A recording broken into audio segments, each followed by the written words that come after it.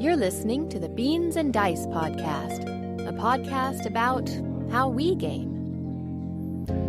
Hey, folks. Welcome to the Beans and Dice podcast, a podcast about how we game. I'm Rob. I'm Mike. And I'm Wayne. And we got two others in the other room trying to finish scoring SETI. That's why we were running late getting on. And they told us just to go ahead and start. So Carlos will be here in a second. And then we have a guest here playing this week, Max. But this is our Thursday night call-in show where we want to hear from you about what you've been up to, what you've been playing, what you've been hearing in the news. Tonight, I think we're going to cover probably a bunch of different topics. We're going to talk about some games that we've played, our twig, this week in gaming. Yeah. Definitely going to hit some news. I know there's some big news topics that hit the Discord. Wayne, Mike, probably both of y'all had some things you want to talk about. I know both of you were posting stuff in the Discord, so we appreciate that. And we're going to talk probably about SETI. We just played SETI again. Carlos has got his fourth play in, and this is Max's second play, so we'll probably hit on that. I think Carlos might want to give the beans on that one. We'll see how deep we go into that one tonight. But as always, we want you to call in, take over the show for 10, 15 minutes. We'll just chat with you about whatever you want to talk about. So what's up, guys? We got Mike back that we haven't seen in a while. Yeah. Hey, back on the show. I'm back. You're back. The West Coast in the house. Yeah. Beans and Dice I'm West. able to catch up on all my stuff, and I figured I'm going to hop on tonight, and I've been playing some games, so I actually have something to contribute this time. Nice. Yeah. Got some games And played. we finally finished Dice Tower East, so now we can get to our twig for the last 2 weeks. After a month of talking about Dice Tower East, we can finally falling in during that crap. Yeah, there you go. So we can finally go in a different direction. But the retreat's coming up, so I got a little over a week before Dice Tower retreat. I guess about a week and a half now, so I'm looking forward to that. Nice. Did you guys get your whole room situated? Is it? Is Dan joining? It's all set up. They're gonna. Oh, I'm sorry. You mean our retreat? I thought you meant here. I was gonna say we got it set up. So as soon as these guys get in here, they'll both pop on camera. But the room that was kind of up in the air. William has a third ticket, and it's me and Jim right now. William said last night that he does not think he's gonna actually make it. He's gonna be able to go. So we kind of jumbled stuff up. So I'm going to stay with Jim for a couple of nights, and then he's got his family coming up, so he's going to take over the room. And then I'm probably going to get a place of my own for the last couple of nights, but it's 5 days, 4 nights, so nice. Not too shabby. It's we got to get someone to take William's ticket then, so he doesn't lose it, right? I don't know what the rule is. If he just doesn't use it, if he doesn't show up and he doesn't go, I don't know if they will scratch his name off of him, because with the retreat, different than the other Dice Tower events, they've tried to keep it kind of exclusive, and so there's a waiting list. Jim said he heard that they stopped doing the waiting list. Tom told people not to even contact him anymore. Yeah, you can email me, but the waiting list is too long. Yeah, too long. Yeah. So I don't know what the situation is, but normally if you don't go, you're supposed to give up your ticket and then let the next person on the list go. So I'm not sure how he's going to deal with that. I asked him if he was going to hand it off or what he was going to do with it, and he said he had no clue. So I don't know. We'll see what happens. But looking forward to that weekend. The Mike, you've got Dice Tower West on the schedule, right? Yeah, and then I've got Dragonflight Con that actually starts tomorrow. So, Dragonflight Con, is that up in Seattle or? Yeah, it's over in Bellevue, which is like the next city over, just over the bridge, and that goes tomorrow through Sunday. I think it's the 42nd year that it's been going on. Holy mackerel! Yeah, it's been going on for a while. So there's some cons that have been going. I mean, that's 42 years. I think Necronomicon here in Tampa is going on 35, 40 years easy. Is it really? Or more? Yeah, and Dragon Con's 40 years. There's a lot of conventions that started in that mid 80s type thing. That they're all hitting that 40-year period. Yeah. Oh, that's nice. I didn't realize they were that old. Yeah, how big is that con, Mike? Do you know how many tickets they sell or? Maybe a few hundred. Okay. I don't think, I could be wrong, but I think that it's typically around 400 max, somewhere around there. I don't think it's ever sold out, but it's at the Bellevue Hilton, and I'm going by myself. It's another one of those. I'm going to go by myself. Let's see how it goes. I'm not sure if Ashwin was going to go. He's the one that's the developer that's in our group. He lives close by. He may or may not be going. I know he's still like in the process of promoting his chicken fried dice game. Yep. So, but yeah, funny enough, nobody that I talk to regularly is going. So it's good. It could be another one of those cons where I spend half the time walking around trying to find somebody to play a game with. Well, Or hopefully just not. grab a game, set it up, and put the flag up yourself. Right. Yeah. Yeah. So Get people. it Do they could have just flags be- there? Do you know? Yeah, they do that. They do. Okay, cool. Yeah, I think that's like the pretty best common. invention. Like that, I think For the- cons. Yeah, well, I think the Dice Tower maybe or Dice or BGG, one of the two of them started it a few years Yeah. back, and then it's kind of promulgated everywhere. I think it's a really Nice. good thing, like the different color flags for looking for game, looking for teacher. Yeah. Nice. Well, if you're up in Seattle, what did you say it was exactly again, Mike? The name of it? When is it? Oh, it starts tomorrow. So, Tomorrow. Oh, wow. Yeah. Okay. Well, if So you're my there, boss, look for my Mike. boss was nice enough to give me the day off, and Nice. Is it a 3-day con? It goes through the weekend. yeah. Okay. Yeah.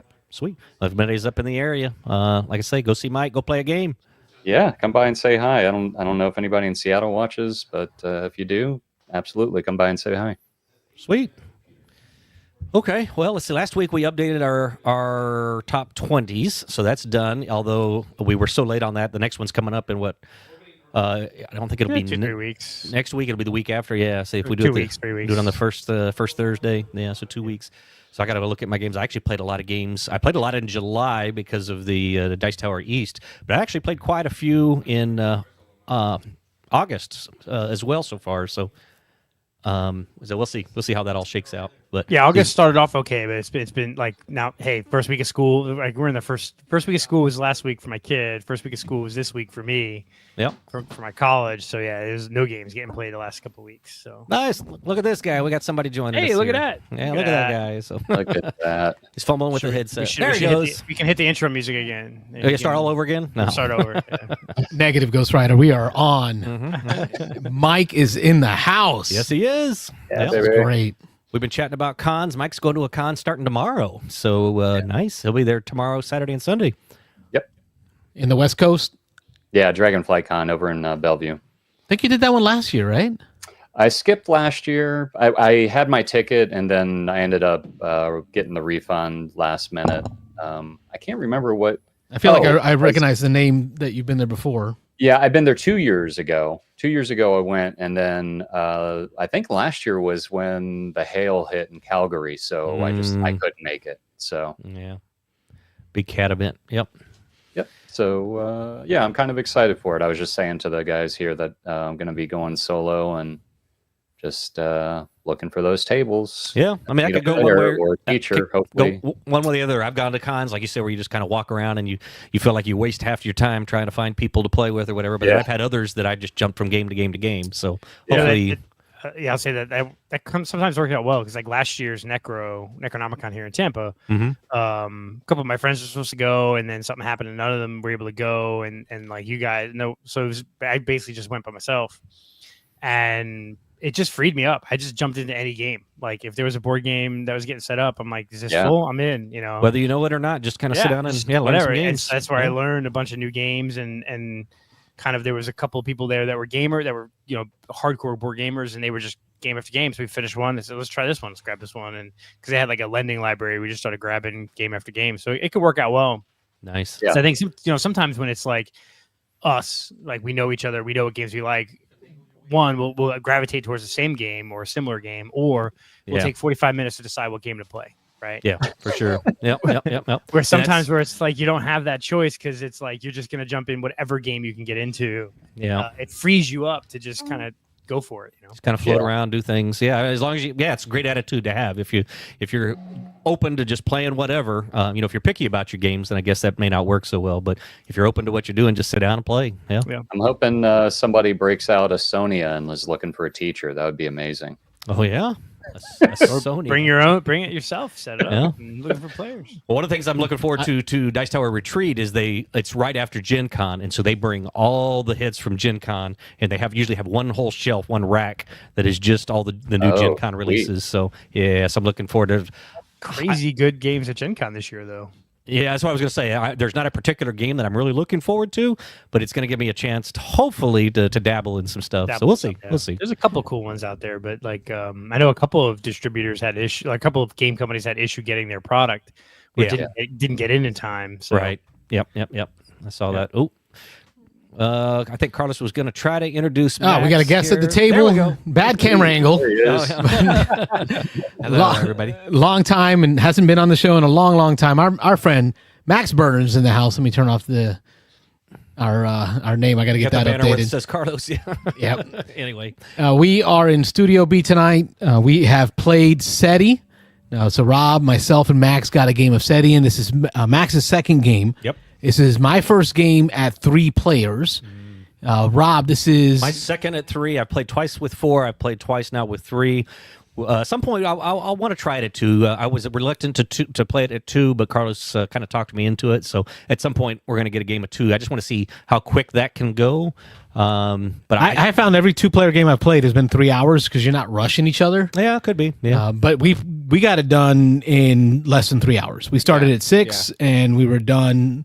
I think we just finished scoring. You and Max, yeah. Yes, we just finished scoring. So, Rob, we want to give you the update on how it went. I know I was probably last. So, alien-wise, we had the aliens with the anomalies, and we had the aliens, the negative aliens showed up. I don't know if y'all are familiar with the negative alien. Extortions? Exertions. Exertions? Neither one of them have played. So, No, I played. oh, you did play. Yeah, I played SETI with you. Oh, did you? Oh, okay. Rob doesn't You remember played with any me? of I it. don't remember. Yeah. In the month that we went through Dice Tower East. Well, me, okay. you and Jim played SETI. Oh, that's right. You said, yeah, that's right. It wasn't really high on your list. That's right. No. SETI's really high on my list. Oh, it Galactic is. Cruise is not so Galactic high. Cruise Oh, was it was Galactic the, Cruise that you didn't like? Yeah. No, okay. Yeah. Gotcha. And we got to Okay. get you some like Ginkgo biloba. That's something. Yeah. Getting old. So in the extortion, the exertionist, I can't even pronounce it anymore. Extortionist? Extortionist. I think that's a different game. Yeah. They are the one negative race in the game, and I kept hearing reviews about this race and seeing posts about this race and the negative feelings about this race. Max, any thoughts on this negative race? Did it impact your game at all in a way that like really bugged you? No, I mean it did propel me to first place, and then back down to second place. Oh, really? I was losing the whole game. Wow. What's great about the extortionist is they're a race that can give you a lot of points. Like you tickle them, and they give you points. But at the end of the game, whoever fondled that alien race the most, Wow, it's not after 10 yet. Yeah, right. Jeez. whoever touched you're that going- board the most Yeah. is going to lose 1/10 of all the points that they've gained. So it's almost like a corruption mechanism where the player who used it the most loses 1/10 of their points. So you have to decide, did I use it enough to score enough to deal with the loss? Yeah, and using it the most, again, it's a little more complicated than that, but you've got cards that you play, and they're ranked from 0 to 9. And every time you place a marker on that board, not when you place, when you pass certain milestones on the board that get placed out after the race is discovered, you have the option to place another card face down in front of yourself. So there's hidden information about, nobody knows what those numbers on those cards are until the very end of the game. At the end of the game, they have objectives on them. So if you completed the objective, you get positive points for completing the objective. But then we all flip them over. We count up who has the most, I'll say, corruption, and whoever has the highest total, they lose 1/10 of their points. And that's what I meant by you probe them the most, they will probe you back at the end of the game. Right, but you can't see it out on the main board. You can't tell that, oh, Carlos has gone there 3 times, I've gone there 2 times. You, even though there is a board that has some points on it, but there's some hidden information, so you don't necessarily know who has the most corruption. So Rob, take a guess. Who got the most corruption? Well, I thought it was me, but I'm hearing now it sounds like it was Max. Winner, Wow. Max. Wow, he played some big cards then, because I wasn't holding back. So Your total corruption equaled what I had just in my cards. really, So okay. the cards gave me 29 victory points, but cost me 15, so I netted 9. Well- No, not 9. That's still not 14. bad. Yeah. Which was still a great game for Max because Max was behind the whole game, and he came back in that last fifth turn. He used last round. Yeah. Rob and I were done. We were eating. We were hanging out, watching Max continue to take action after he passed, which is a horrible feeling. Yeah. And then Rob kept yelling from this room, "Are you done yet? We're still waiting for Max to finish." We gotta go live. All right, Rob. Rob took a little long on his last turn too. Yeah, that last turn, usually you're trying to min-max everything, but yeah. Well, on an engine builder, it's also your last turn, and that's when you have the most resources to do everything because you built that engine the whole time. Steady's good. That's like a detriment to games though. Like I hate like in Tapestry where like you're done, and then someone could go be playing for like another hour, right? Yeah. Like I'm not a huge fan of that like mechanic where like. Tapestry is definitely an extreme example. SETI's not nearly that. I mean, and I've played it now 5 times, and usually people are taking that last turn within like one action of each other. Okay. So somebody may get 1 or 2 more, but Everdell's a little bit like that too. Yes, Everdell can be. That can produce a lot. Finished a game at Everdell, and I sat and watched for like 30 or 45 minutes. Yeah. Whoa, all right, come on. It wasn't that long, man. Oh, it was a long time. That was that game over at your turn. Yeah. No, I think Rob and I started a whole different game. I set up another game while y'all were finishing that game. I remember that night. Yep. I don't think so, man. Oh, it was, yeah. I blitzed the end, though. I was kind of done with the game, and I didn't love it, really, to be honest. So I've said that in the past. So at the end, I was like, all right, let's just get out. Let's go. And I just played all my stuff. So, yep. Well, Rob and I got out early. Max got to stay in and continue playing because he's the man. He had all those actions.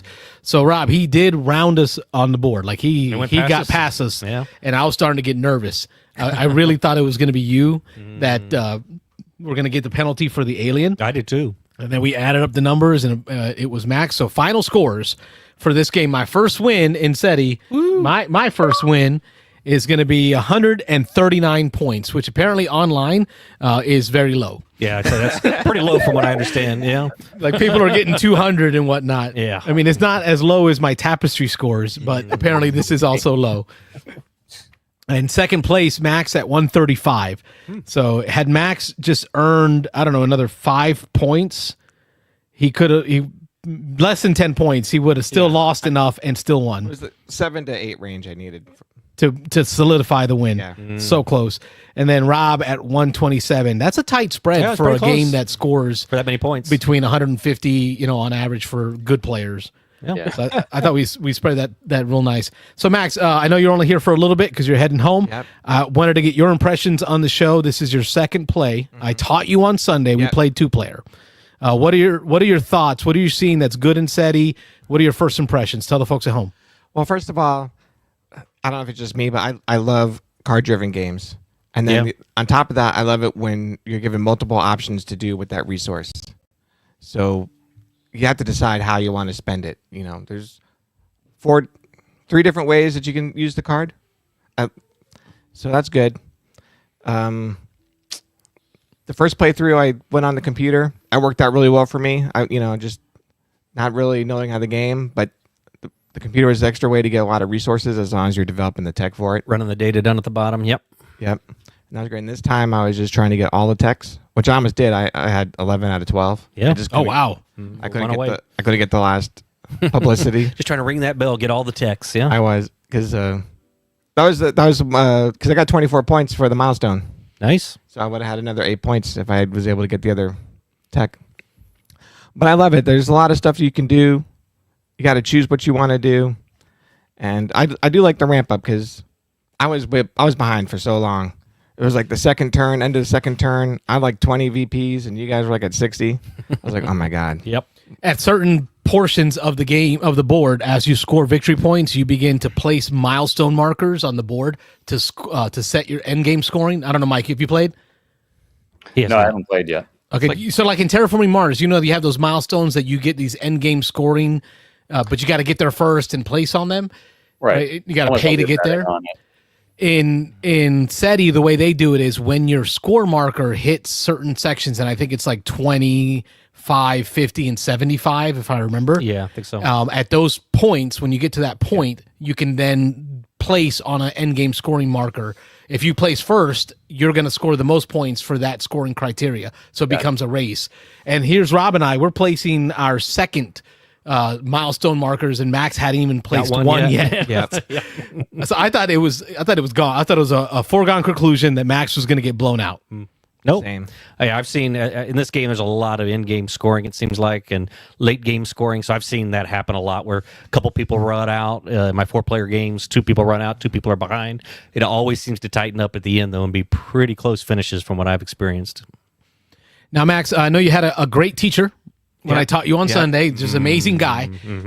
But how was it learning the game? So, because this game has, I think, a 3.7-ish I think it's on 3.7, BGG. yeah. It's in that upper 3 range for complexity. What are your thoughts on the depth or complexity of learning this game? I'm not really good on the number scores, but Out of 5, so 3.7 out of 5. I would actually say about like a 3.2 maybe. Yeah. It wasn't that bad. Yeah. The one that really just caught me up was I didn't understand that I could run the computer without having the tech the first time we played, and like halfway through the game, you're like, "Oh no, you can run the computer." I was like, "What?" Yeah. Yeah, his first game, he thought that he had to have a tech in each slot before he can run the computer. But once he figured that out, he still beat me in the first game. I don't want to hear it. No complaining. But when it comes to this game, I'm finding that it's almost like brass for me, where people call it super hard to learn, or a hard game, or a complex game, where I felt like the rules themselves aren't hard. It's figuring out how to win that's hard. What are your thoughts on that, Max? No, it's like you're very limited on what you can do, so you can't do everything. I mean, there's 8 planets, and then possibly Pluto. There's a promo card that I have for Pluto, so it fixed that, Wayne. Nice. We had Pluto. Because it's a planet. Not a planet. Dwarf planet. Is that where we're at now? Planet. It's a mini-me. Doesn't matter. It's a fucking planet. No. So, I mean, simple, easy game to play. I mean, of course, it reminded me a little bit of Terraforming Mars, but it kind of goes off in a different direction than Terraforming Mars does. All right, so when we do reviews here on Beans and Dice, in our summary, we do a buy, try, or deny. Where did you land after your first 2 plays? Bought it. I already told him, but I spoiled that before y'all were on. But, I mean, it grabbed my interest so much, and just like I said, one of those games where there's a lot of infinite decisions, or not going to say combos, but a lot of different roads you can go down, and I like that. Mm-hmm. Great. You heard it first right here. Second time play. Just learned it this weekend. Max Burns, he gives it the thumbs up. It's a buy. So would you say it's the best game you've played this year? Yes. There's No, Rob's board. Yeah. Number 1. It's my number 1. Well, I've gotten 2 plays in the last, 5 days. It was great because Max reached out to me like Sunday. I think it was Sunday morning. He was like, "Hey, what are you doing today?" And I'm like, "I'll be at home. Why?" And he's like, "I'm going to be in Tampa. Can we hang out?" So he came over. We got a game of SETI in. We played some other games too. It was great. I think I taught you Toy Soldiers. Toy Soldiers and Rumble Nation. Got those played on the table. And then I was like, "What time do you have to leave?" And he's like, 7 or 8. Like, we got time for SETI. Let's go. And then today, I'm planning with Rob to play 2-player. Yep. And Max texts me, I bought the game. I'm like, oh, okay. Well, Rob's coming over to play That it was tonight. after 1 playthrough. I bought it. So Max moved to like Bartow, which is like over an hour away. Yep. So Max still works over by Armada, at the Mike. You're familiar with Armada area. Yep. He teaches works at one of the schools over there. So he texts me that, and I'm like, yeah, Rob's coming over later to play. You should come. I did that joking, like I was just trying to be like, jealous. We're playing, you're not. And he's like, I might be able to make that happen.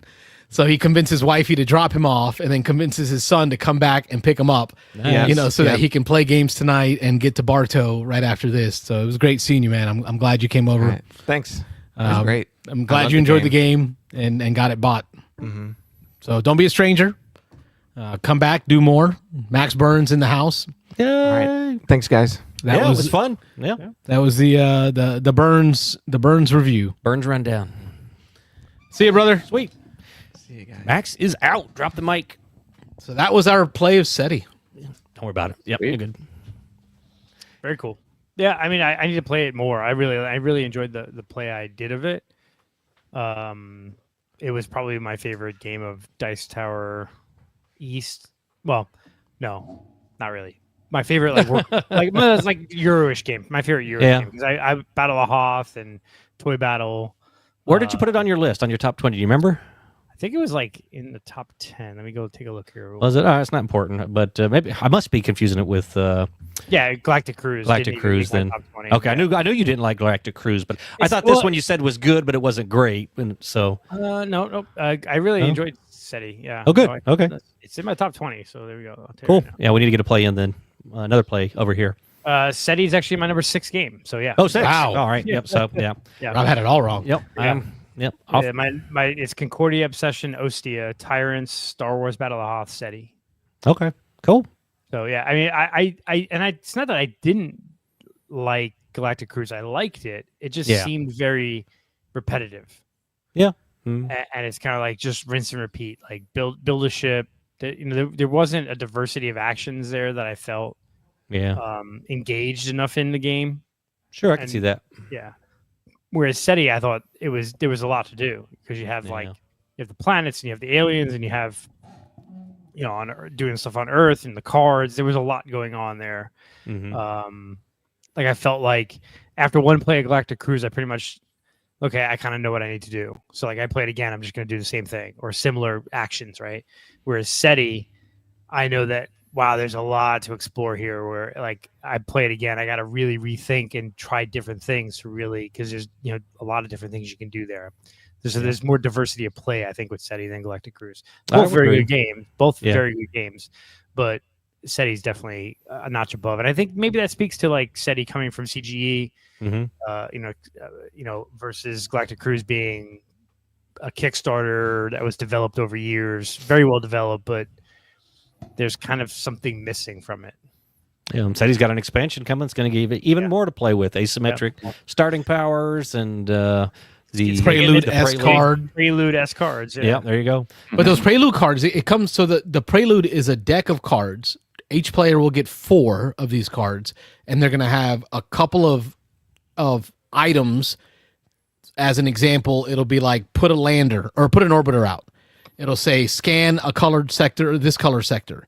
So you're going to have tuck and income. Like it'll have these action icons, and you'll have 4 of them that you can use to get you going. But also as a 2-player game, you will then deal out a number of them face up and place non-player character orbiters and scan markers on the board. So not only does it help you as a player begin your engine, but it also, in a 2-player game, seed the board develops things, so that it takes less energy and money to drop your own landers or to complete a sector scan because it's already kind of pre-seeded. So like they thought of everything on this expansion. I'm super excited. I got I reached out to Michael Fortino at Armada Games, and I was like, "Hey, bro, can I pre-order this?" And because I got an email from CGE saying pre-orders are hurry up and get your pre-order in. And he's like, "Yeah, you can definitely pre-order it, but I already had your name down for it." Like, oh, did you really? Oh, okay, of course. That's hilarious. He knew. Yep. Can I just say, so I pre-ordered Battle of Hoth through Armada Games because trying to support the local game. My wife jumped. She's grabbing a board or iPad and a board game RPG book because she's getting ready to GM a thing at Dragon Con. So nice. And she's gone. Yeah, she's gone. Anyway, no, I was gonna say I pre-ordered Battle of Hoth through him, and the retail of that is not bad. Like I really was expecting it to be more.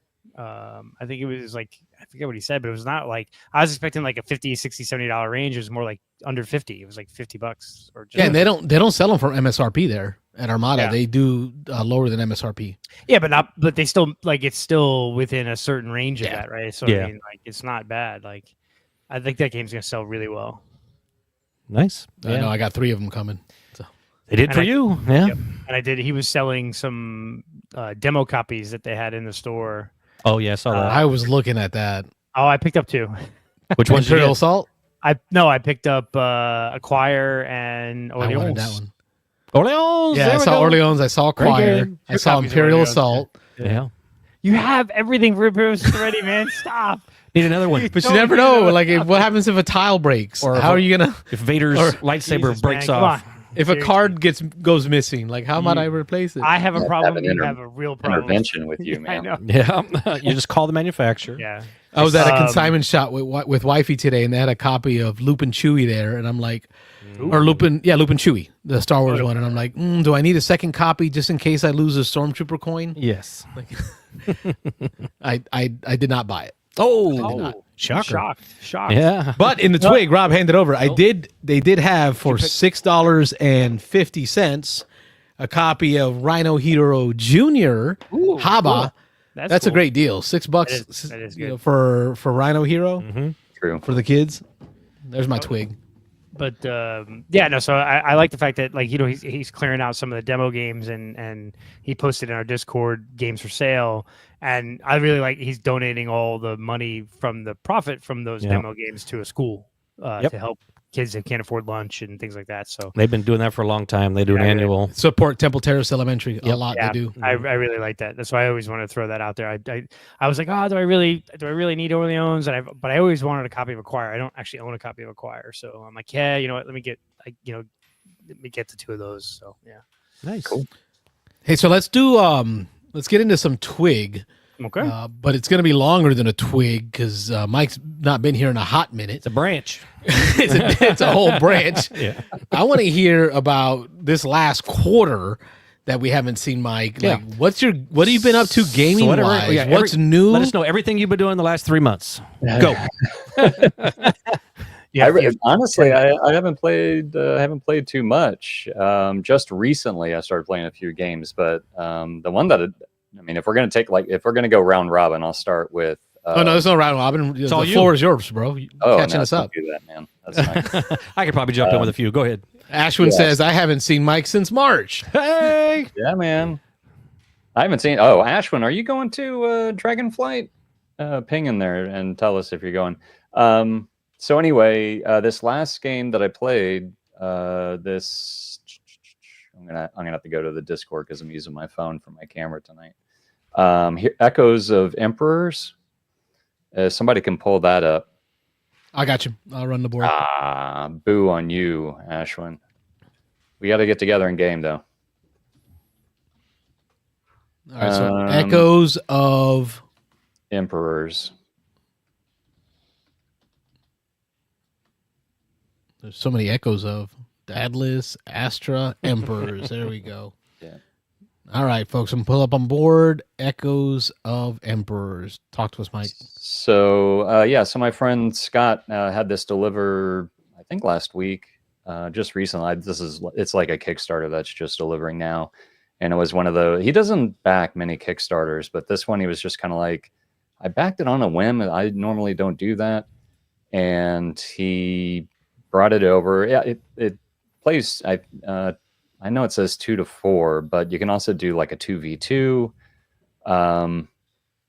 We kind of got through the first game, but he had to leave, and we kind of got some rules wrong initially, so we kind of changed through in the middle of the game. But this game, 2v2, and if you can pull up a couple of images, I don't know if they have any images other than the box there. Yeah, it's there we go. It's fairly new. Okay, so these are very early prototype pieces here because the guy that developed this, the review units that he sent out to like the YouTube personalities and stuff, he actually hand carved all of these pieces. Wow. For them to play. So the pieces that come with the game look way different than this. If you can probably pull up one of the images from Discord. Oh, okay, that's what it looks like shipped. So it's very much like chess, so it's asymmetrical. There's different factions. I was the Vikings, and I forget who he was.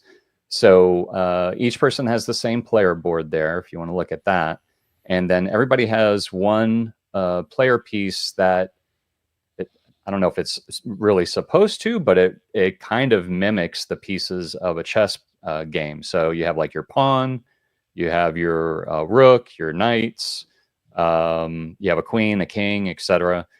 So you are dealt cards, and the cards take X a number of resources that in order to play the card behind one of your pieces, you have to pay your resources, each one of those little tiny squares. So there's like a 4x4 inside the larger squares, and you're exploring as you're going through the game. So if you want to go to like a square that's unexplored, you're flipping it over and you stop on the next square. But each little square has a resource that you can gather if you build one of your huts or whatever it is on that square. And the cool thing is like you will get that resource. So that yellow piece there, where that's like your starting castle, or it's not the barracks, but it's like your starting piece. So you can see the two little resources there in the corner. You get wood and what we call the ham hock, but it's really food. So you're going to start with 2. And as you use your resources and those little buildings there, you can see like there's also gold, and then there's like a wild resource that you can also use or gather. So as you build that building, you can only build one building per round unless you have a card that gives you a special ability. When you get that resource, as soon as you drop that building, it is active. So you're able to use that resource right then. And when you spend those resources to, like, say, bring out a card or to start an event or something like that, the resources just flip over. So you're at the beginning of your next turn, everything resets. So all your resources flip back over to their side as long as you have the buildings still in those spaces. Because you can pull buildings if you want to move them somewhere else, if you need other resources. So you can kind of see there on that yellow player board, starting left to right, each unit has a different base, which kind of helps you figure out like what's what. So that left one there, there's your pawn, you've got your rook, you've got the knight, etc. So they have different shaped bases. But as you play cards, your cards are almost like your units. So like one card, like one of the cards I had, it was like had resistance to ranged attacks, and it could move X number of spaces, and it had X number of health. So when you put your card behind that particular unit, that unit comes out on either one of your barracks or your main starting castle, or I forget what exactly that it's called. And it comes out exhausted so that you can use it for the next round. But that card, as long as it's behind that piece, or that spot where the piece originated from, that's what it is. So if that unit gets killed out on the field, it'll come back to your board, except for the queen and the king, which are like once they're killed, they're done. So there's everything is on your player board as far as like how the rounds go, which I freaking love. So like once you explain it, all you have to do is just look down at your board and everything is explained right there. But the way that you win is each person's main castle that you start with has a health of 10 hit points. And so if you can bring that down to 0, that's one way of winning. Or if you, after the first turn, if you can get the opponents, the other guy, if you can get all of their units off the board at one time, that's also how you can win. But this is like, we were playing this wrong initially. We were just kind of like hopping around the board, kind of going over here, then left, right. The thing is like each unit, if you can, I don't know if you can zoom in on a card, but each unit, some can only move orthogonally, some can move in all directions, some can only move diagonally. But once you start that unit in that direction, all right, so see the little 4 there with the star on the left side of the card? Yes. So that unit can move in all directions. Because of the starburst? Yes. And so then it includes diagonals. Right. Some will only have 4 points on it. So some will only be able to move orthogonally. Some can only move diagonally. But once you start in that direction, you have to keep going in that straight line. So you can't like move, like, even though you can move 4 spaces, you can't like move over and then down. It's all in a straight line. So very much like chess, you may not be able to get to this spot on this turn. So you kind of have to move over to one spot so that you can get to the next spot on your next turn. But then there's like these upgrade cards. Like one of my guys was orthogonally, but then I did an upgrade with skis, which are basically like skis. And that added all directional movement for that particular guy. So this game, man, it's that's the tucking that we see here, where they're tucking a card like underneath the main card. Upgrades, yeah, and you can do as many upgrades as you want per unit as long as they're not the same upgrade. And then each faction has like one special guy that has like these crazy abilities that usually have very high hit points, and typically when those come out, if it touches one thing, it's basically going to destroy it. So it kind of helps move the game along. But initially we were playing, and I was thinking like, okay, this game is kind of cool, whatever. I would play it again, but then my friend like went through the book. He's like, oh no, we've only supposed to be going in this one direction as soon as we started going. And as soon as we started playing that way, it like totally changed the whole dynamic of this game and made it like so much more better than what it was initially. So I'm very much looking forward to playing this game again. Oh, also with the Vikings, you have the ability to cross over water because you have the Nautic ability. But anyway, yeah. So this was the most recent game. I played this last night, and I cannot wait to play this game again. It was very, very good. Now, folks, I've opened up the phone lines, 813-618-7099. I didn't realize how late we were getting. It is after 9:30. Phone lines are open, 813-618-7099. If you want to call in, talk about anything you want to talk about, the show becomes yours. Hey, I got a question on Echoes of Emperor. Yeah, Emperors. Yep. Emperors. When it comes to the unit types, let's see. Ashwin says, yes, your Ashwin, buddy yes. Scott, our buddy Scott. You are correct. Corrected your grammar there. Yeah. When it comes to the unit types, can you decide which piece that unit type goes on, or is it each unit type attached to a certain shaped piece? The shape is really just so that it makes it easier for you to discern like what card you actually played it to. So you'll notice each base has a different shape, like circle, square, oval, etc. So you can play that card to any one of your units, even your king and queen if you want to. It's really just so that you can look down and say, okay, well, this card is here. I see the shape. I know which guy out on the field is this particular card. But you can play, like you can even play like your special one card in your whole deck to like your pawn if you wanted to. You say that, right? But I don't think of a pawn as a strong unit. Is there a detriment to doing that? Is there a cost? No, there's no cost either way. The only difference would be for like the king or queen. So if you were to play the queen, well, the king and queen are, once they're killed, they're done. So they can't come back to your player board to be played again. But the queen has +2 health and the king has +1 attack.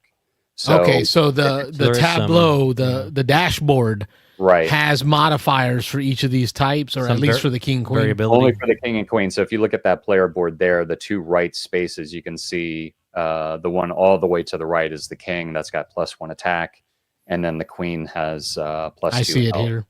Queen has +2 hearts, and the king has +2 sword or +1 swords. So then all the others are the same. So pawn's no different than a rook. Then okay. Right, and depending on what card you play behind him. So, like we were playing last night, and he was like getting some units together, and I'm thinking to myself, all right, my pawn is out there in the middle.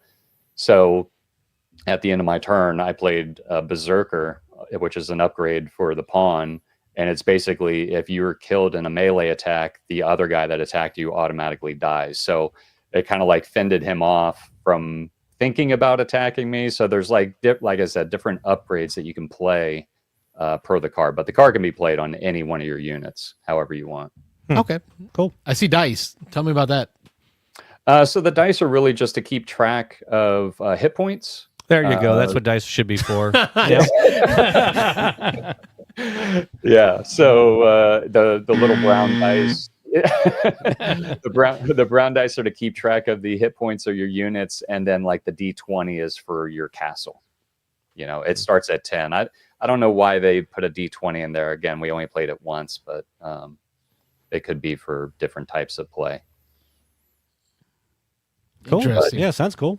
Yeah, this it was really good. I know it looks tan and brown and maybe a little bit boring, but reds and blues and greens. There's some color in there. Yeah.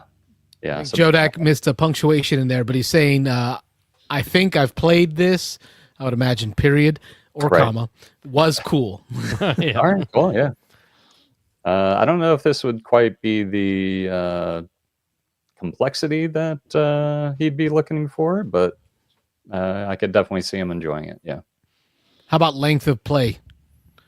Well, it was a learning game for us, and again, we were kind of referencing the rule book a lot just to make sure that we had the rules right. But it was almost like all the pieces still had like the wrap, the paper wrap on them. So he really didn't take it out. I kind of watched half a playthrough video with the very early prototype of it. We probably played, I want to say, about 2 to 2.5 hours. And on my last turn, I actually beat him. I had my units set up and basically did a 1-2 punch on his castle and took the whole thing down. Let's see some of the comments in the reviews and ratings on the BGG. Got some 10s in here. So has everything to become a classic. Okay. Surprised me by combining elegant access to the table with a kind of strategic depth that keeps you thinking between turns. I would agree with that. Some very nice reviews in here. Not a lot of negative ones. I think the lowest review so far has been a 7. So let's pop into that 7 and take a peek at what they're saying. Nothing. No comments. Just a rating. Just a 7. No comments on the 8s. And then in the 9s, great board game. I've extensively played the prototype. Absolutely adore the game. Oh, that diminutive soldier. He was the one. I think he's like one of only 2 people that have videos up on this game. Nice. Great game. So it seems like people are impressed with this one.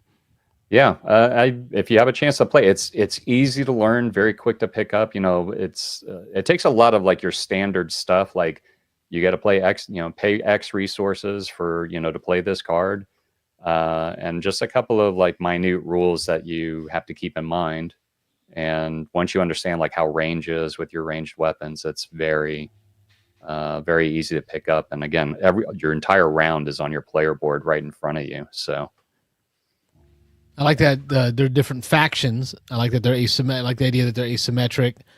Yep. And I like that you can play in different styles, either 2v2 or 1v1 or even 3 players, it looks like. Yeah, and each faction even has like different like the main character, or the main guy that has like the all crazy power. You can even swap those out for each faction. I think there's at least 2 different ones for each faction. So, but yeah. Any other future classics you got to play over this time period since we haven't seen you? Well, I mean, an old classic. I played the original Dune. Again, we played a 6-player game of that. And I think I posted a picture, but during the game, none of us have seen this happen where during the battle, like when you're playing the battle, everybody's dealt like a traitor card at the beginning of the game. And it could be a traitor from your faction, and it's like a leader from one of the factions that are in the game. Or it could be a leader from somebody else's faction. And during a fight, the leaders that were played during the battle, each of the other person had the traitor card for that particular leader. So it was like a double whammy. Both leaders were traitors, and it was just very surprising to see that happen. But yeah, classic Dune, played that. I love that. The more I play that game, the more I enjoy it. It's best at 6 in my opinion. And it does take a little bit to get it played, but if everybody knows what they're doing, it usually plays at a pretty good click. So there's the reimplementation that was done in 2019. Are y'all playing that version or playing the actual old 30-year-old box, 40-year-old box now? Our friend Scott for Ashwin there. So before this was reprinted and it was like impossible to get, he actually paid to have it professionally printed, and like everything like had thick cardboard pieces and the cards, and even like the leader pieces were like wooden. Yeah. That's true. Jason Dunham in the chat says 6-player game of Dune. That accounts for 87% of Mike's time away. It really wasn't that bad. It was under 3 hours with 6 players because we all pretty much knew what we were doing. And then he had a like a neoprene mat printed for the player board. So he's been a fan of it for a while. And then it was reprinted, and I think he got the reprint for maybe some of the factions that were included with that one that he couldn't get with the one that he had printed professionally. So I wonder if that reprint that came out most recently is it just a straight reprint of the original, or there's some changes? That's a good question. I don't know. I don't know. Yeah. And I don't even know if it includes all the factions or if they've come out with expansion factions for it afterwards. But yeah, there are some factions that Scott is just like, I don't want to play with that faction. It's kind of broken. But yeah, that's a classic we played. And of course, since we had 6 people, first time I played a 3v3 game of Guards of Atlantis 2, that game went very quick. Unfortunately, our team did not have the right character combination, and we kind of got our rear handed to us pretty quick. We were forced by a double push that ended the game early. So, but this is another one that the more I play it, the more I enjoy it. First few times I was just like, I absolutely hate this game. But it has grown on me. Grown on you a little? Yeah, it's grown on me over time. Because there's just a ridiculous number of characters that you can try out, and everyone has different ways of attacking, and some are more movement, some are more, like slow moving tank type players. Some drop tokens around that, one's got like a pet dragon like a little tiny dragon that you can send out and attack people with. So a lot to be explored in this particular game. And it's basically like, it's a like Dota or, tower defense types of games. Yeah. Okay. So, yeah, I've never. Yeah, I want to play this one. Yeah, I've seen it. I believe Alex in our group has it. I think I've seen it on his shelf, and I always look at it and I'm like, that'd be an interesting one to learn. So I'll have to find out if anybody's played it locally here so they can teach it. How many characters does each player have? So you got all these asymmetric, crazy characters, but how many do I gotta get in my brain? Just you're only playing with one. And then like the other ones without the base color there, those are just grunts. So you have like a certain number on your team, you have a certain number on the opposite team. And the way that you like push to the next section is I think at the end of the round, so after everybody's played their cards, and it's like one of those, you have 5 cards in your hand, you have 4 actions per round. You're choosing a card, you're putting it face down, and then everybody flips the one card, and then it goes by initiative number. So if you have a slower initiative, you may not even be able to accomplish what you were trying to accomplish that turn.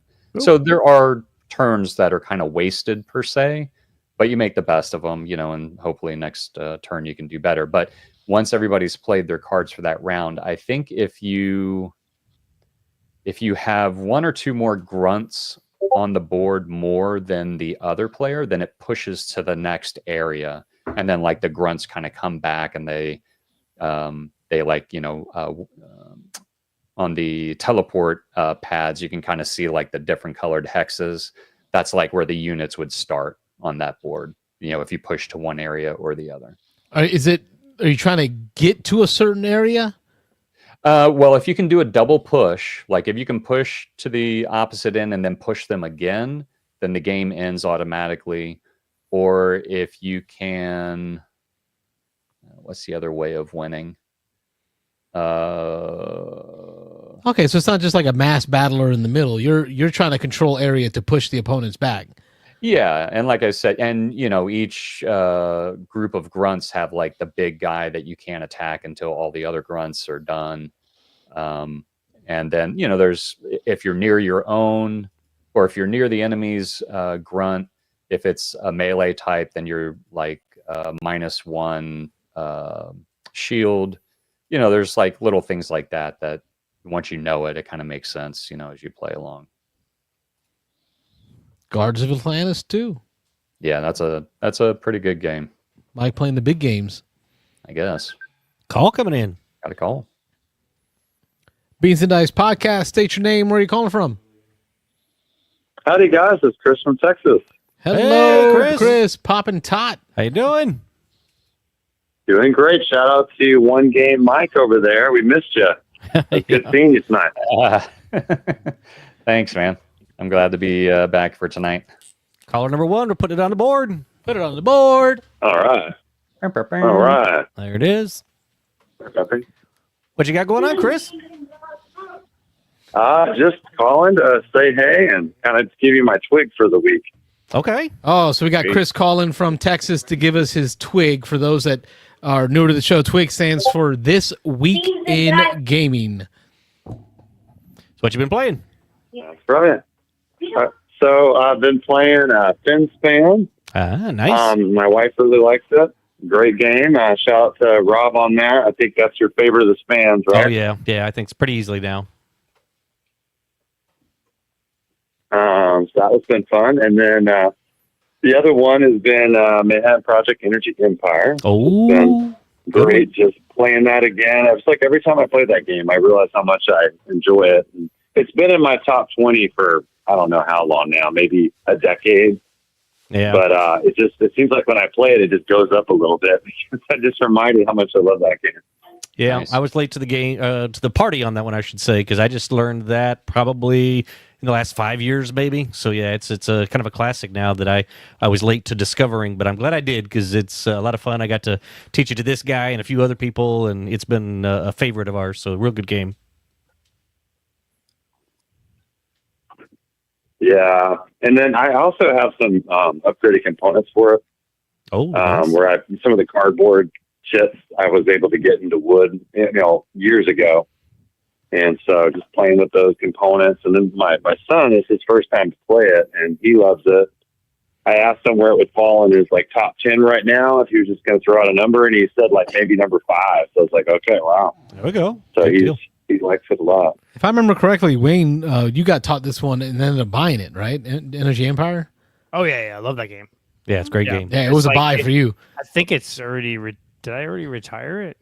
I think I'm. Oh, did you on your Hall of Fame? Maybe. I don't think so yet. And wasn't there like No, an it's not. No, expansion it's not, or but promo cards that you were able Yeah. to get for Well, no, other nations? I haven't gotten it yet. So they did a reprint of Energy. There's a new version of Energy Empire coming out. Right. I'm looking for that one.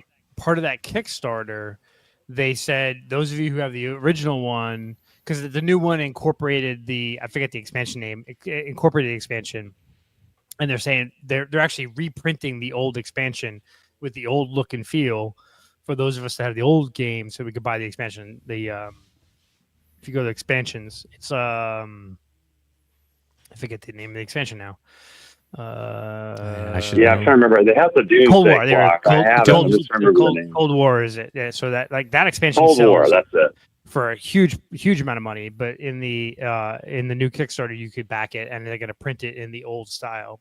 So I think a lot of or not a lot, but a good chunk of the pieces of this are going to just be incorporated in the new version. And so it's really nice that they did that. You don't have to buy the new version. We'll reprint this expansion for those of you who have the old version. So it's kind of cool.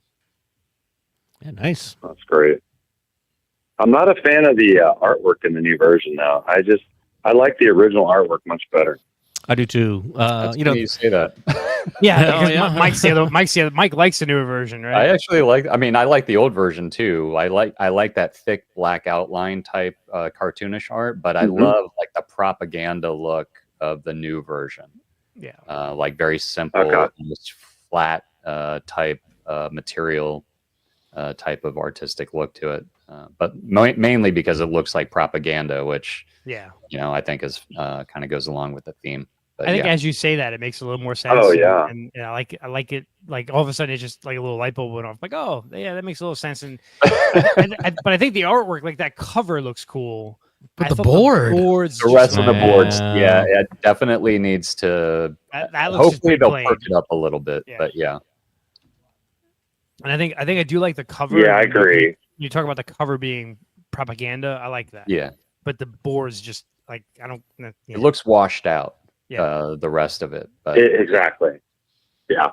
and the pastels look like the colors at Kinko's Would you want to, the cheapest copy paper because nobody bues it? So like the pastel greens. Just give me what you got. Yeah. Can I get the peach? I want to print on coral. Yeah. It looks like they said, you know what? Take all the joy out of the art and let's reprint this bad boy. Yeah. Well, I do remember the three of us learned this one. It was me, Wayne, and Carlos here at Studio B. I had a great time playing that. I love the different nations and the asymmetricness of it. The little vents that come up and the use of energy, but the cost of different types of energy. So like it was good. There's always a cost to the type of energy you chose. You just liked rolling the dice. Be honest. That's it. It's got dice in it. It had brown dice. It had brown dice. More energy to go in certain spaces. So like even if somebody went there, you just got to pay a little bit more. You can pay more right off the bat to try and prevent people to want to go to the same I think space. the moment we played this game, I went out looking for it and I found a game store, I think in Pennsylvania or New York, that had like 10 copies. Is still in shrink for sale, that they were selling for a decent price, like basically like MSRP. So I ordered it and had it shipped down. Yeah. I think you said it was New York, if I remember, but I think it was New York. Yeah, it was good. Good game. Good choice. What else you got going on there, Chris? I'll just highlight one other thing about the game that's really cool. Is just reminded of. So you can mix your dirty energy with your clean energy dice, and it's just a high number that you pollute on, and I love that. So you could have, like, for instance, I started with nuclear as France. So nuclear, you're going to get that horrible, pollution that it takes two to get rid of. But if you mix it in with hydro and, one of the other clean energy sources, though, with the solar and wind, you just mix it with some of that. And then as long as your clean energy is the high number, it negates the nuclear and you don't have to pollute. And I love that. Yeah. It's like those carbon subsidies, right? Like, listen, I get it. I'm using nuclear and I have waste, but I planted some trees. Hey, that's a fair trade-off. It's like carbon offsets, baby. That's right. Now, okay, so I got another thing. So, Carlos, have you gotten a chance to play the new expansion for In the Footsteps yet? I know you were sick that one time you got it out. Have you played it yet? We have not, because post the illness, I ended up in a new department. I'm back in property claims, Mike. So I got pulled back from auto claims back into property claims. That's where you belong, baby. That's, of course, that's where I grew up. 15 years of doing it. I'm back. So it's had me busy with work stuff mentally, so I have not had a chance to play that yet.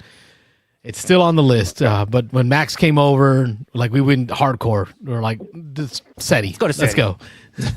Good choice. So totally off topic, but you talk about nuclear energy. It just made me, like, I was reading an article recently about they found this fungus in Chernobyl. Oh yeah, I saw that, the black fungus. Saw that? Yeah. That actually, like, eats radioactive and ionizes radioactive energy. It's evolved, It's evolved. Oh, it's cool. Like, also, when The Last of Us happens, now we know why. Oh yeah. Yep. That's my first thought. That would be interesting, though. Is like, because nuclear energy is an amazing source of energy, but it does create the waste. And what do you do with it? But if you literally could develop a fungus that eats it and cleans it and ionizes it and faster than the half-life, that would be crazy. I was a very interesting article. So I'm looking for that. That sounds pretty cool. Amazing. Yeah, they got pictures of it somewhere. They found it in the Chernobyl site, like that. This fungus not only thrives in a radiative active environment, actually ionizes the radiation. So it's kind of cool. Yep. Hey, listen, if the designers of Manhattan Project are watching right now, there's your next expansion, like fungus. Black fungus. The fungus among us. So, okay, now go to Wayne here. I received my copy of Twinkle, Twinkle, Twinkle, the hard physical copy that you were on the fence about. And I got it with the expansion, one of the expansions that adds more tiles. And I actually mixed and matched the tiles, and I like the different combinations. Like, you can add moons, and they have, what are that? They're like portals. It's not black holes. What is it? It's like nebulas and portals, all sorts of stuff. Yeah. So I mixed and matched it until I got a combination that was just really different and unique. And I like it. The components are really good. I like the variety of the tiles. And obviously it's got the A and B side, the green side and the blue side for how they score. And it's fun when you, I think if you throw enough expansion content into it, it gives it some life. And because there's so many different combinations, and I like it. It's definitely fun. I played it on BGA several times, but yeah, I think like the fact that it's on BGA as the base copy, like I realized I don't want to own just the base. Like I could just play that on BGA. Yeah. It's very fun, but it's not that much crazier or different than like Baron Park and King Domino. Those kind of like I have those games physically, but probably the expansions would add enough variety to it. I did like the tiles and the components, but it was fun. Yeah, so that's a fun one. I still need to get that played. I'm going to play that with my wife. I think she'd really like it too, but she likes Fence Fan. And then my son liked Energy Empire. So those are like the main ones I think I've hit up this week. And then I've now played In the Footsteps of Darwin with the expansion, I think at least 4 times, maybe 5 times. I got to double check, but at least 4. Played it with my parents. They already liked the game anyway. And then my son, I played it with him a couple times, 2-player, and it just makes the game, to me, it's just a perfect game. The one little nag I had with the original was the Darwin was kind of an afterthought. I mean, you get that 2-point bonus at the end if you have them, and that's it. It just kind of moves around. It just seemed kind of pointless. Now they have a purpose for Darwin, and you get these bonuses, and I just love it. I mean, it went up in my book. I already liked the game, but to me, it's perfect. There's nothing I would change about it now. Wow. High praise. Yeah. Yeah, I think I need to buy the expansion. And then, of course, the beautiful artwork helps. Yeah, I found the game hard to hit the table. I found the base game. I like it, and it's the production value is amazing. But I found it hard to hit the table because it's very like samey. It kind of burned out pretty quick on it. So I'm tempted. Yep. I'm kind of on the fence of like, do I buy the expansion to see if it breathes new life, or do I just sell the game? Because that's hard.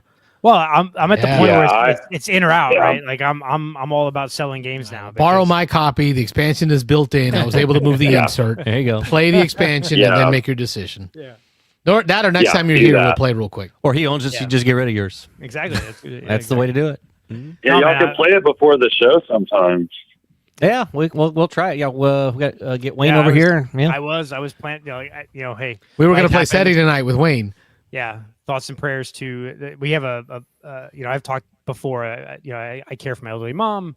Usually, I could come out on Thursday nights because there's a woman who helps take care of her, but she had her father got sick, so she's off caring for her father. So thoughts and prayers for her dad.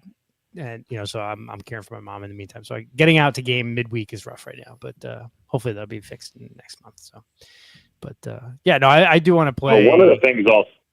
No, go ahead. Mm-hmm, go ahead.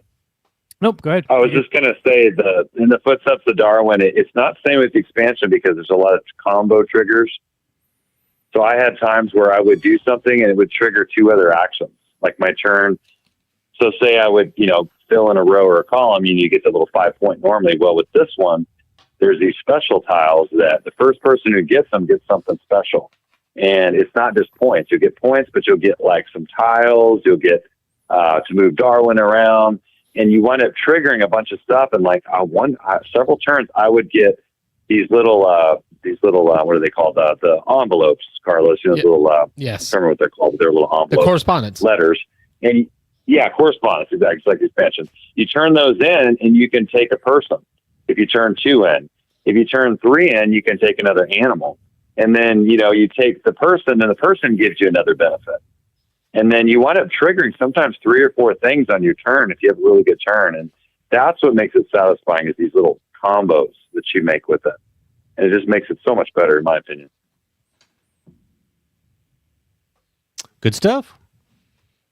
I appreciate that. What were you? I interrupted you though, Wayne. You were saying something. I was just saying, like, I really do want to get. I did like the Footsteps of Darwin. It just kind of burnt out quick. So I'm hoping the expansion will add back to it. Yeah, because really, I love the production value of that game. It's crazy for the price. Yep. Nice. Yeah, 100%. Yeah. Anything else? I'm going to listen to the show the rest of the night, but what else are you guys going to talk about? Have y'all talked about? I haven't gotten to see the whole show, just what you've been playing this week. I saw Mike. You've been sharing some stuff. What else have I missed on the show? Not a whole lot other than Carlos and them in there scoring SETI for the first 10 minutes of the show. So the three... Because I wanted to know the outcome. It was a great game.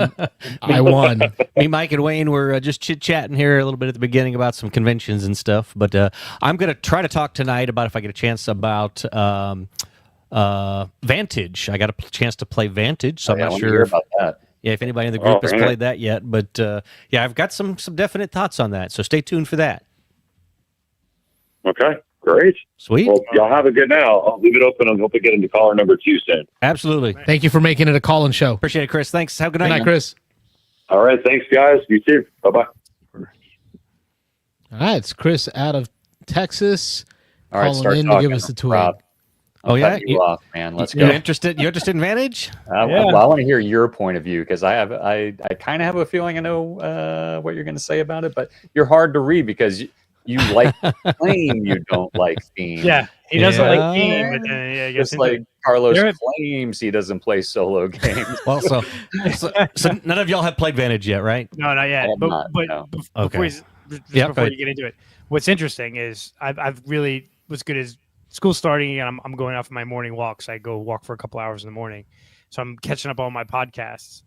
And there is some real divisive views in this game. Like you either love it.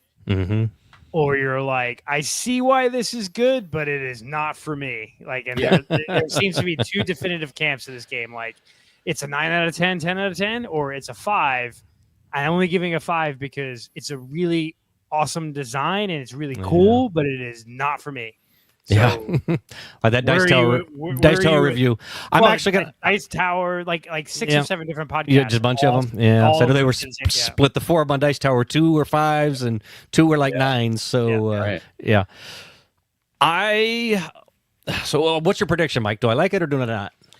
I have a feeling you didn't care for it, but I think. All right, let me also jump in after Mike. Go ahead, Mike. Carlos. Yeah, go ahead. Either one of you. Yeah. Yeah, I think also you're. I was trying to slow him down before he gives his answer. Okay, so, Mike, what was you said? You don't think he likes it? I think he can appreciate it, but it's just not for him. So I don't see him giving. I think the same. Okay, he thinks it's okay. So like a 1 out of 10. You know, Loved it. It's a 2 out of 10. Yeah. I think it's okay. It's a 1 out of 10. Yeah. I think I'm with Mike on this one, on his prediction, and partly because it was really shocking to me. I don't know if Jamie gave it to a bunch of new reviewers, right? Because I follow a lot of Hero Quest dungeon delving channels, like so content creators that focus. Like I got one guy, 99% of his videos are Hero Quest, and he's got hundreds of videos up there. He got a hold of it. He did a review, and he's in love. Right, so that whole dungeon questing RPG-esque world, they're loving it. And I remember teaching Rob RPGs, and he hated it. So I think Rob's in that middling world. I think I'm so all three of us think the same. Is that Rob will have understood that it's an interesting concept and cool game, but there's just not enough game there. It's more kind of just you have to go with the flow, the exploration type. Yeah. So. All right, so here we go. Okay, yeah, here it is. So yeah, for the most part, y'all are right. I can say I think I probably like it a little bit better maybe than y'all would have expected, but I am going to be in the middle. I'm not at a 5, and I'm definitely not at a 9. I mean, if I had to give it a rating, I think I told the kids when I came home that night, I'd give it a 7. We took about 3.5 hours for our first play. We played 3 of us. You absolutely, and I know a lot of buzz is out there, and so I've watched some of those reviews and stuff after the fact, mostly. I saw a couple little things before, but really I didn't see a whole lot on it before, whether it was just because I was looking in the wrong places or maybe I was trying to avoid it to some extent. But you have to be okay with not having a defined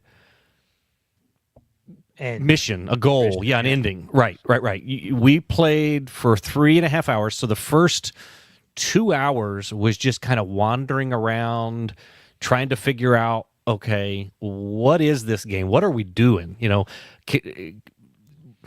for example, you can have very different experiences, and so it is very almost individual, even though you're playing at the same time and you're both on the same world, you're on the same planet. You are in 3 different places on the planet. You're kind of trying to figure out where you're at. You're kind of figuring out, what's the objective here. Just a real quick overview. Your ship crash lands. Everybody, or is crashing. Everybody jumps in escape pods, and you go out in different directions. And so then you come to on the planet, and you have, I don't want to get into all the details, but you get a card, and it gives you your location. You're allowed to tell the other people everything about your card. There's actually even text on every card at the bottom, and it kind of explains a little bit about what you're seeing, where you're at. But you can explain, hey, I see cliffs, I see water, there's these weird birds flying around, there's banners, red banners flying off in the distance. I see a city maybe over there. There's some towers over to my right. And so everybody's kind of trying to get their bearings. And then every card has a list of actions that are color-coded. And again, without getting into all the details, there's some dice involved, and there's some, you have certain affinities, things that you're better at. You can collect chips for that allow you to boost certain actions, and you can cash those in anytime. If I'm doing a red action and I got a couple red, you can actually help each other, even though you're not in the same spot. If me, Nick, and Joe were playing as we did, if Joe's got a couple of reds and I don't have any red chits, I can still do the red action, and then it reduces the number of dice I have to roll, so it mitigates my the negative things that might happen to me. But every card that you have, you can only do one of the actions on the card. And so usually there's like the red is an aggressive action. The blue is usually a move action. There's usually like a stealthy spy kind of action. There's I think it's 5 or 6 on every card, or pretty much every card. They don't all have all the options. But Dice Tower, their review, I forget who it was, and several of them probably summarizing it, you can have very different experiences. In our game, Nick, for the first, I'd say, hour and a half, 2 hours of the game, everywhere he went, everywhere he looked, he was finding stuff that he could put on his character. And so you got a character card in the middle, and then you build a grid around it of what it's 3, 4, 5, 6, 7, 8 cards that you can have around you. The orientation of the cards usually doesn't matter, although there are some cards that if you put it here, it adds a cube over there and does a little bit of this to give you a boost on a certain kind of test or whatever. But me and Joe were just like, how are you finding all this stuff? He just happened to stumble into stuff. It's and Nick. his whole grid was full like an hour and a half into the game, and a 3-hour game. I had, at the end of the game, after 3.5 hours, I think I had 2 cards in my grid. Joe had where you were going. Joe had 4 or 5. I was running into missions all over the place. Nick wasn't getting missions. I was stumbling into a thing. Hey, I don't again want to spoil stuff, but I mean, you can kind of imagine. I found a lost kid. I had to try to find its parents. I needed to pick up the thing and take it over there. I accepted a thing to do another thing. Nick was just collecting stuff the whole time. He was like, all right, I got one of the So one of the reviews. I think Secret Cabal. I was listening to them today, I think. And the Jamie from Secret Cabal was talking about how, like, you have to treat this game like, he played it a couple times, and the first 2 times he hated it, and the third time it finally clicked. And it was like, you have to think of it like a video game sandbox, or an MMO, right? If you play an MMO or Elder Scrolls, right? What do you do first? Well, if you're playing Elder Scrolls, you don't immediately start just traveling the world, right? You spend some time around where you are collecting things. And he's like, so like he was saying, like, immediately if you start exploring the world, you're under equipped, you don't have things. But if you spend some time like investigating your pod, and you can, I think, do stuff on your character sheet and just spend a lot of time around where you initially land, you collect a bunch of things and then go start exploring the world. And it was a different experience when you ramp up, collect things from right around where you are, and then go out into the world. And that sort of changed his experience, because the first 2 times he played it, he just went exploring and had a bad experience. Yeah, you gotta get your 10 wolf pelts before you start going into a raid. Yeah. So I don't know if that was maybe similar. Yeah. Phone call, Beans and Dice podcast. State your name, where you're calling from. Hey guys, it's Chris again. I forgot to mention one thing. It's a shout out to you, Carlos. Okay. Love it. All right. So Carlos, last week in the show, you mentioned a game that I had never heard of. It was called Saros. Remember that dinosaur one that I dropped in the Discord? Oh, yeah. Yes, the trick-taking domino-style game. Yeah, exactly. Tile placement, hand management, and trick taking, which I don't know if I've ever seen a trick taking game with tile laying before. Have you all ever heard of that combination? No, that's what interested me about this one. Yeah. Think of like Bakelite tiles. Yeah. Mm-hmm. Yeah, so of course I did let Wayne and Carlos know that was a pre-order for me because I was very interested. The components are beautiful, but just that combination, I mean, that's very unique. I think I'm going to really enjoy that. Nice. You told me you and I were chatting about this in a private chat. Was it really $40 to kickstart this game? Yeah. Now they do have a deluxe version that's $55, but all it adds is a 6-player expansion and like 3 additional tiles. There's just one of them that's like an asteroid. So if the asteroid comes, it wipes all the dinosaurs out, which I do think is pretty cool. And then each player gets a neoprene mat. Like you're not just playing on a board, Mike. Every player gets their own neoprene mat for this game. It's a gorgeous looking game. I like that. It is. It kind of makes me think of Chip Theory with like how they design stuff to like survive underwater. That's what this game looked like to me. Like this is a game you could play anywhere. 100%. Yeah. And like I said, it just the deluxe version just adds that 6 players, another neoprene mat, those 3 tiles. There's only one of them in the game. One of them's like it trumps the T-Rex. It's like a giant flying dinosaur. It trumps the T-Rex, and there's another one that's the weakest one in the game. As I was just reading on them, if you go to their Kickstarter page, just look up Kickstarter and check it out. You can see what's in the deluxe version. But I mean, for my money, I was just like, I like what the base game had, and then if you pre-order it through the Kickstarter, the late pledge or whatever, you get a lot of custom stuff that's not in the retail. So you get like the all black tiles, and then the tokens aren't cardboard. I believe they're acrylic. The victory point tokens or whatever. So you get some exclusive stuff if you do that. And to me, for $40, I was like, that's a great deal. With neoprene mats and everything else. And they're small mats, but still very good component quality. And then if you want the 55, you want to pay the extra 15, for the 6-player and those other tiles, and it's still not bad if you think of that. For today's prices of games, that's pretty in line, which worries me. Like I sometimes I feel like things are too good to be true. Yeah. Well, I mean, I already have one of their games, Sandrian Games, which I did a shout out a couple of weeks ago, the Peaks. Maybe it was last week.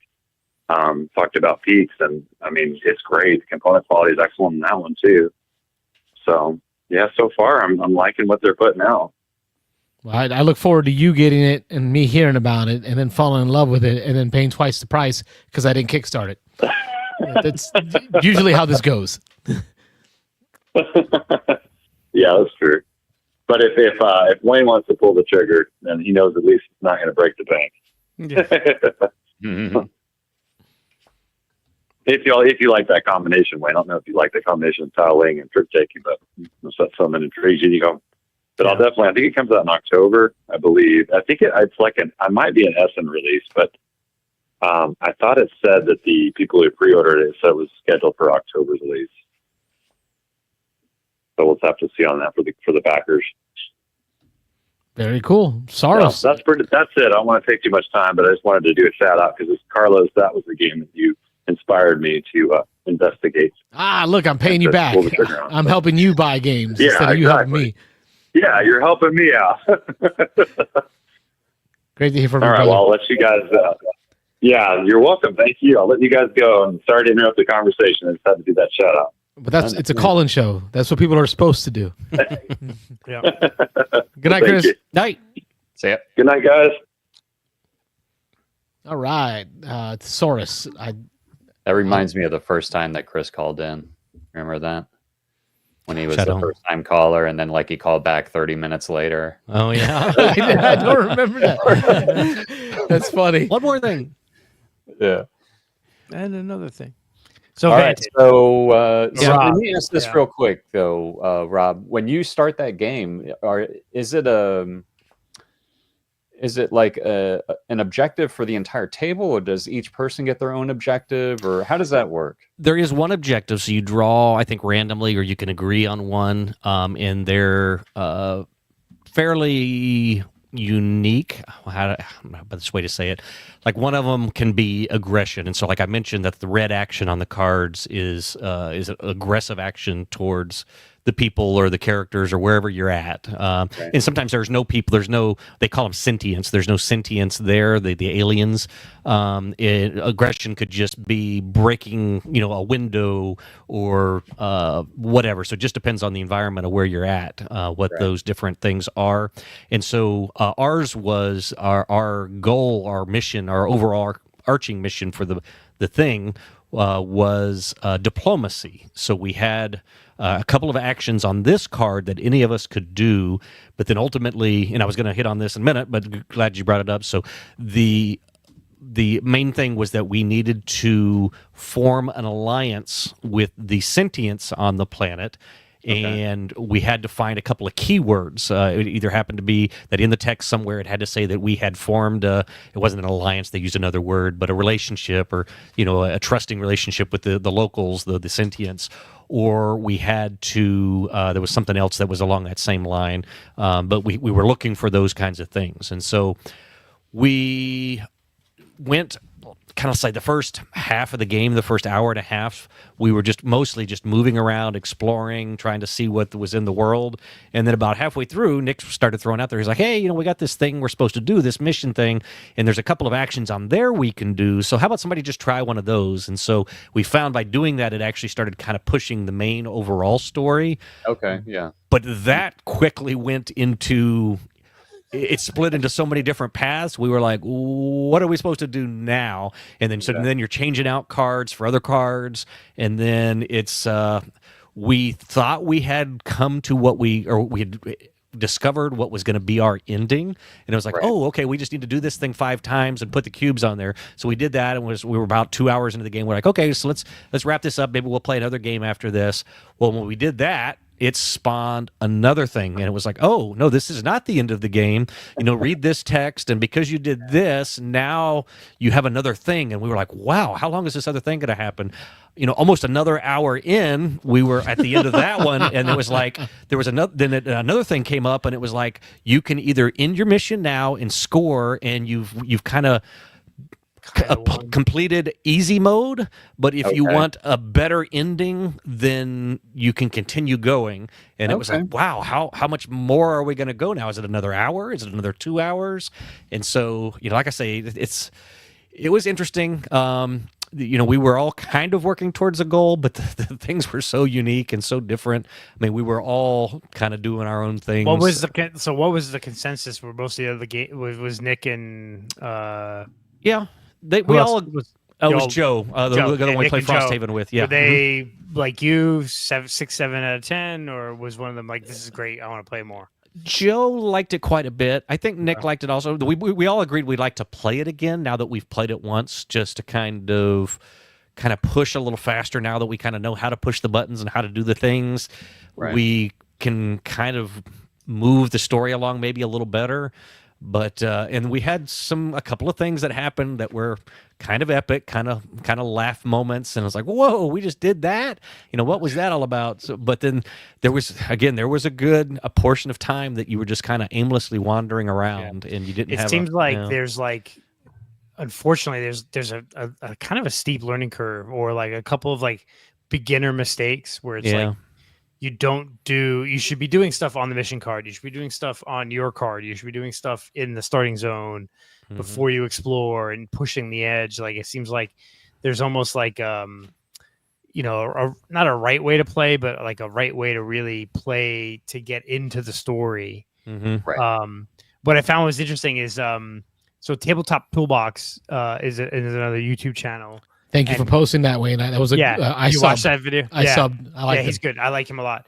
And I met him at Dice Tyrese, not last year, but the year before. But he was playing the game solo, and he kind of had like a mission where he was like underwater, and he was like, well, you needed to follow it along.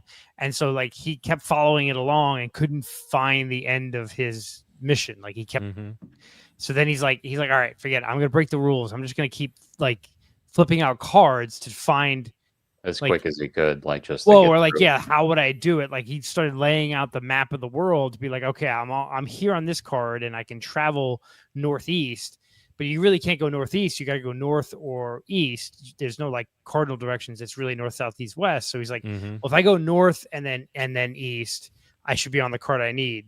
No, that wasn't it. Nope. Okay, let me go back and go east and then north. Yep. Well, that's a totally different card. Yep. So I got lost. I had exactly that same experience. Okay, so it's like he's like that doesn't make sense because if I'm on a card and I go north and east and then I go back to that same card and go east and north, I should be on the same card, but I'm not. Yep. You're not. No. So I did the same exact thing. So again, not to spoil too much, and there's so much content in there, but I had this kid that I found. I was supposed to take him on an adventure. I was supposed to visit 6 other cards and then bring them back to their parents.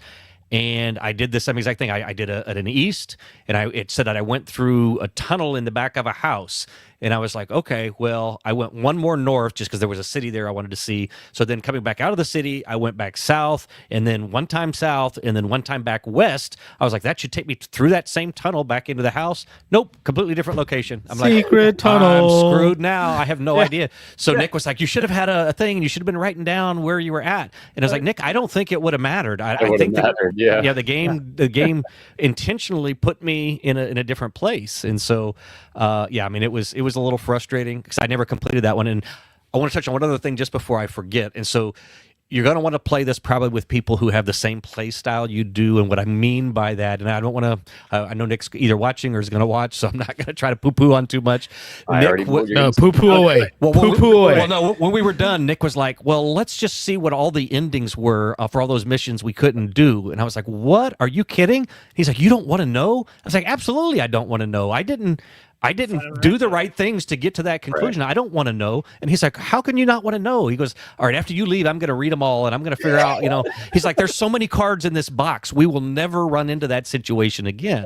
And I was like, you're probably right. We won't play this game enough because there's like, 1,000 cards 1,700, some crazy 1,700, yeah. Cards, yeah. So we probably never will. But if we do, I want to try to do it the right way again. I want to try to figure it out. I don't want the reward until I've done the job. And he was blown away by that. He's like, how can you not? I mean, he said like 3 or 4 times. How can you not want to let's just take a look? I'll just look. And I don't want to know all the endings. I'd rather just discover it. And if I never do discover it, that's totally fine. That's cool. Game goes away without me ever discovering it. Yeah, I know Ashwin said don't highlight my messages, but this goes. Wayne couldn't help it.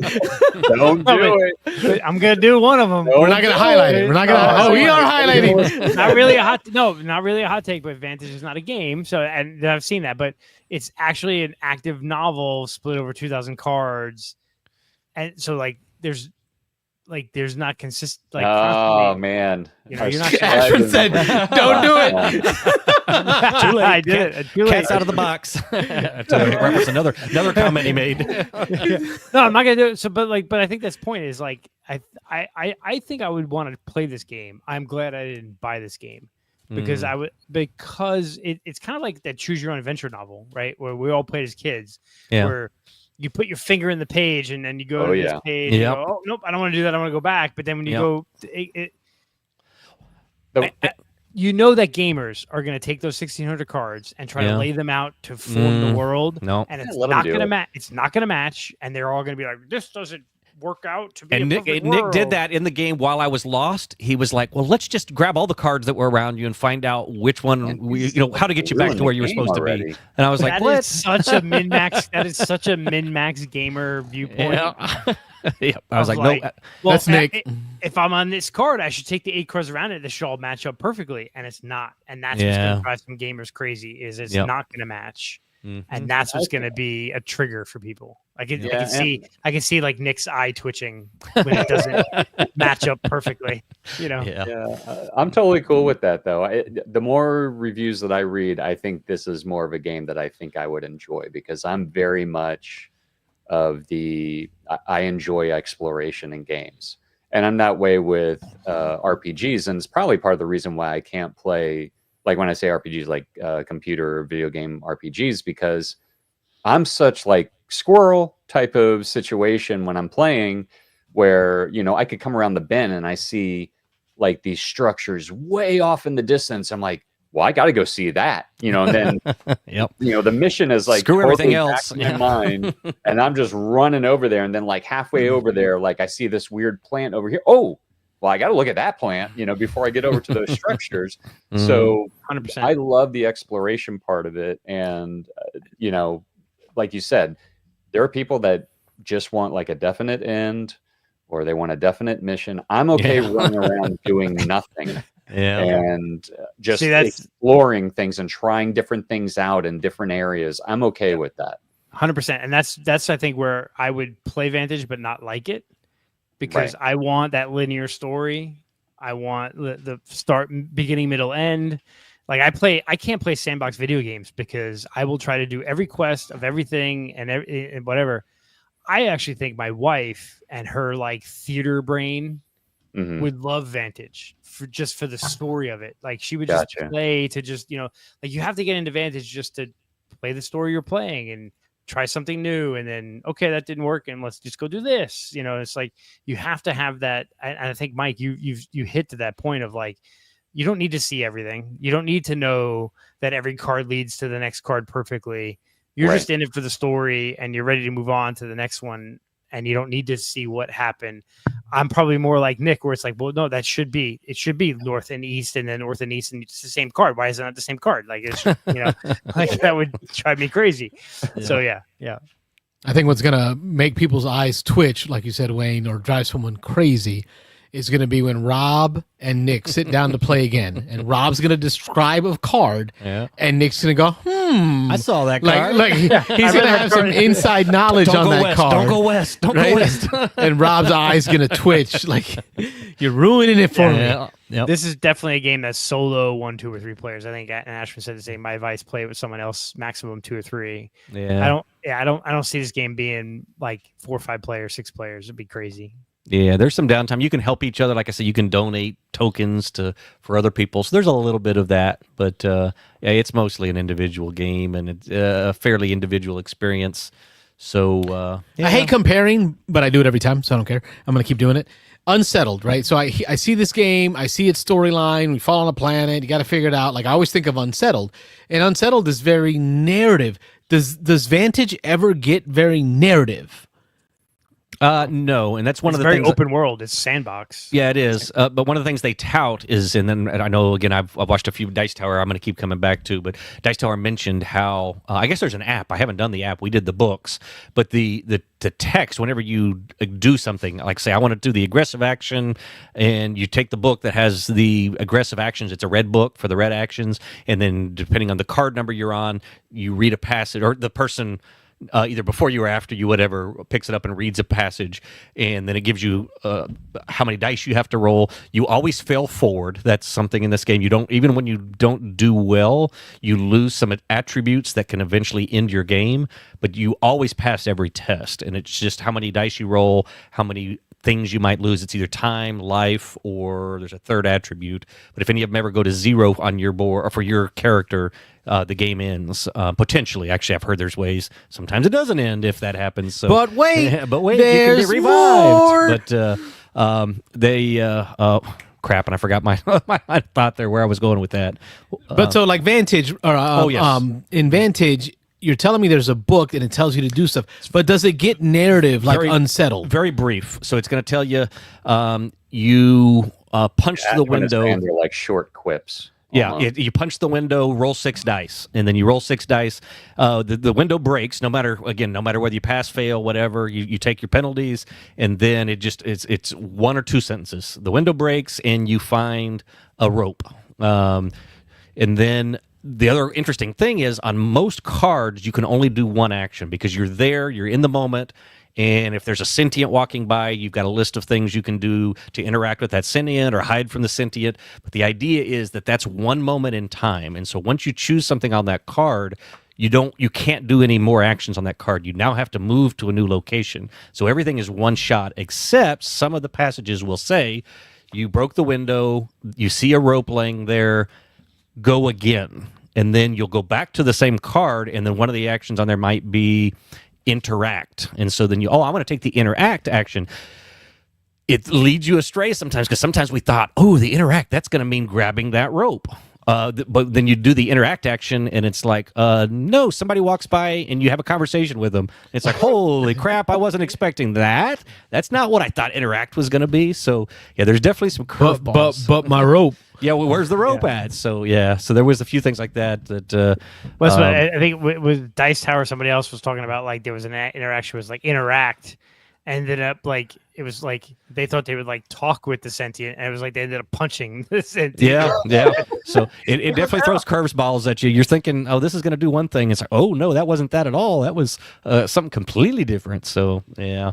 And I wouldn't, in the way that you're describing it, I would not compare this to Unsettled. Unsettled is more like a timed puzzle. It's a puzzle with a story behind it. But the story is really just the flavor to kind of, the typical Orange Nebula, just enough funny and enough seriousness, and doesn't really affect your actions. It just kind of gives you a lot of world building, character building in that, and but it doesn't really affect from point A to point B to point C. Right. You have certain things that you have to accomplish before moving on to the next whatever. But it's a definite. The obvious thing is Vantage. Yes, Vantage is a game because you can define almost anything as a game, but it really is just sort of a choose your own adventure exploration sandbox. Because like you could choose to stop or not, or keep. It's kind of like you can build your own narrative around it. You can build your own role play around it. But yeah, I want to play it, and I can see where Chris Yee in the Dice Tower review was like, I can see why this is an interesting concept, and I'm glad it's in the world because it's a crazy undertaking. Oh yeah, 1,600 cards and all the interactions. It's just not for me. And like my Euro gamer is like I kind of separate the role play gamer in me versus the Euro gamer in me, and it's like. It's not quite a role-playing game, not quite a Euro game. It's somewhere nebulous in between where it kind of doesn't hit, for not every game everybody's going to like. Oh, yeah, absolutely. So, absolutely. This is a very specific type of genre of game. You're either gonna like it or you're not. Yeah, what bothered me the most was the amount of time it took to not necessarily come to a defined end. Spending 3 hours, I was waiting for some kind of outcome. We had an outcome. We did a thing, and again, I don't want to spoil because it was kind of cool, but it was just like it wasn't at all what we thought it was going to be or where it was going, and it was like, oh, okay, well, we spent 3 hours and we kind of accomplished something, I guess. And but you're going to play it again, you said, right? We'd like to play it again. Yeah, so I plan on to probably try it again. Yep. There was a lot of maybes in there. Yeah. We'd like to play it again. I'd probably play it. I say that just because of so many games. I mean, there's a lot of games. I say, I'd like to play that again, and then 2-3 years later, that was your usual Frosthaven night. So you instead of playing Frosthaven, you played that. So it's like you guys get back together next week. We are going back to Frosthaven. Yeah, that's the answer to that. So we agreed. I don't know. I see this game, and I feel like I see a deal. Like when you hear multiple books. 1,700 cards, and for its MSRP, I'm like, that's a pretty good deal. Yeah. Well, it's a credible undertaking. I mean, that's been said over and over in all the reviews. I mean, he worked on this for what do you say, 6, 7, 8 years, something crazy like that. And I mean, and just how all the paths potentially, I hope, kind of can come together and all the different options and all these cards. I mean, this was a pretty incredible, he had to have been spending a lot of time on this. I just worry about that disjointed feeling. Like that's the piece that kind of steps me out of it. I don't mind like exploring something, but there's got to be some continuity. Like if it feels disjointed, like it doesn't make sense how I went from here to here and it's never really explained, I can see how it leaves a rough taste. So thank you, Rob, for first impressions of Vantage for you folks at home. Wayne, you got any twigs? Well, yeah. I actually the twigs I have are with Rob, so we could talk about them together. We had a game day. A couple of weeks ago now, and I think I'll start with so we played Rebel Nation, but we've talked about Rebel Nation a bunch, so we can kind of skip that. Yeah. And then from Rebel Nation, did we play on the Underground? Yes. Yes, it was. Yep. So we played Freedom on the Underground, 4-player, and man, I want to own this game. That's good. It was good. It was really good in that it brought that, me, I love the whole history in a game and using a game to teach. And so Freedom on the Underground Railroad, you're cooperatively playing people during the time of slavery, right before Civil War. and the whole premise of the game is you need to free slaves from the South and get them to Canada, get them north. And so you have to work them from the plantations all the way in the deep South, up through the mid states, up through the northern states, and so on. And there's cards that you play to do so. On your turn, you can buy, tokens that give you to raise money to free slaves. There's tokens to move them and try to get them on the Underground Railroad. And it was really cool because as you're playing the cards and tokens to move the slaves or grant freedom, there's the slave catchers that are kind of working all along the border between the North and the South. And you have to really time as you're moving freed slaves north to get them through these middle states before the slave catcher gets to them. Because if they get them, they return them to the plantations, they return them to slave boats.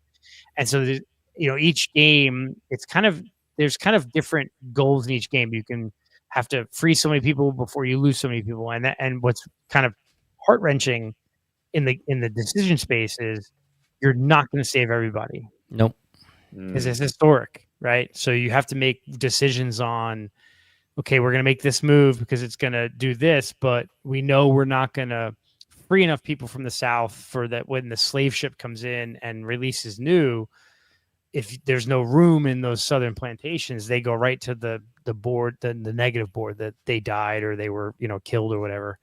And so it's rough. And all of the cards have flavor text. And the cards have historical figures or historical events on them. And it's all historically accurate to tell you who that person was and what they did during the movement and what happened. And as you're buying cards that are on the bottom left, for those that are watching, there's a bottom left tableau of cards or display of cards, and there's 3 eras of the Underground Railroad. The green cards are helpful, red cards are bad. And like if a red card's out there, it's going to really kind of mess up your ability to activate. And so you need to get that card cleared quickly or keep it out, because when it clears, it really is harmful. So in general, it's a fantastically done game that teaches the history of the Underground Railroad and really makes you feel for what was going on during that time period. We ended up not winning. We came close. We were close.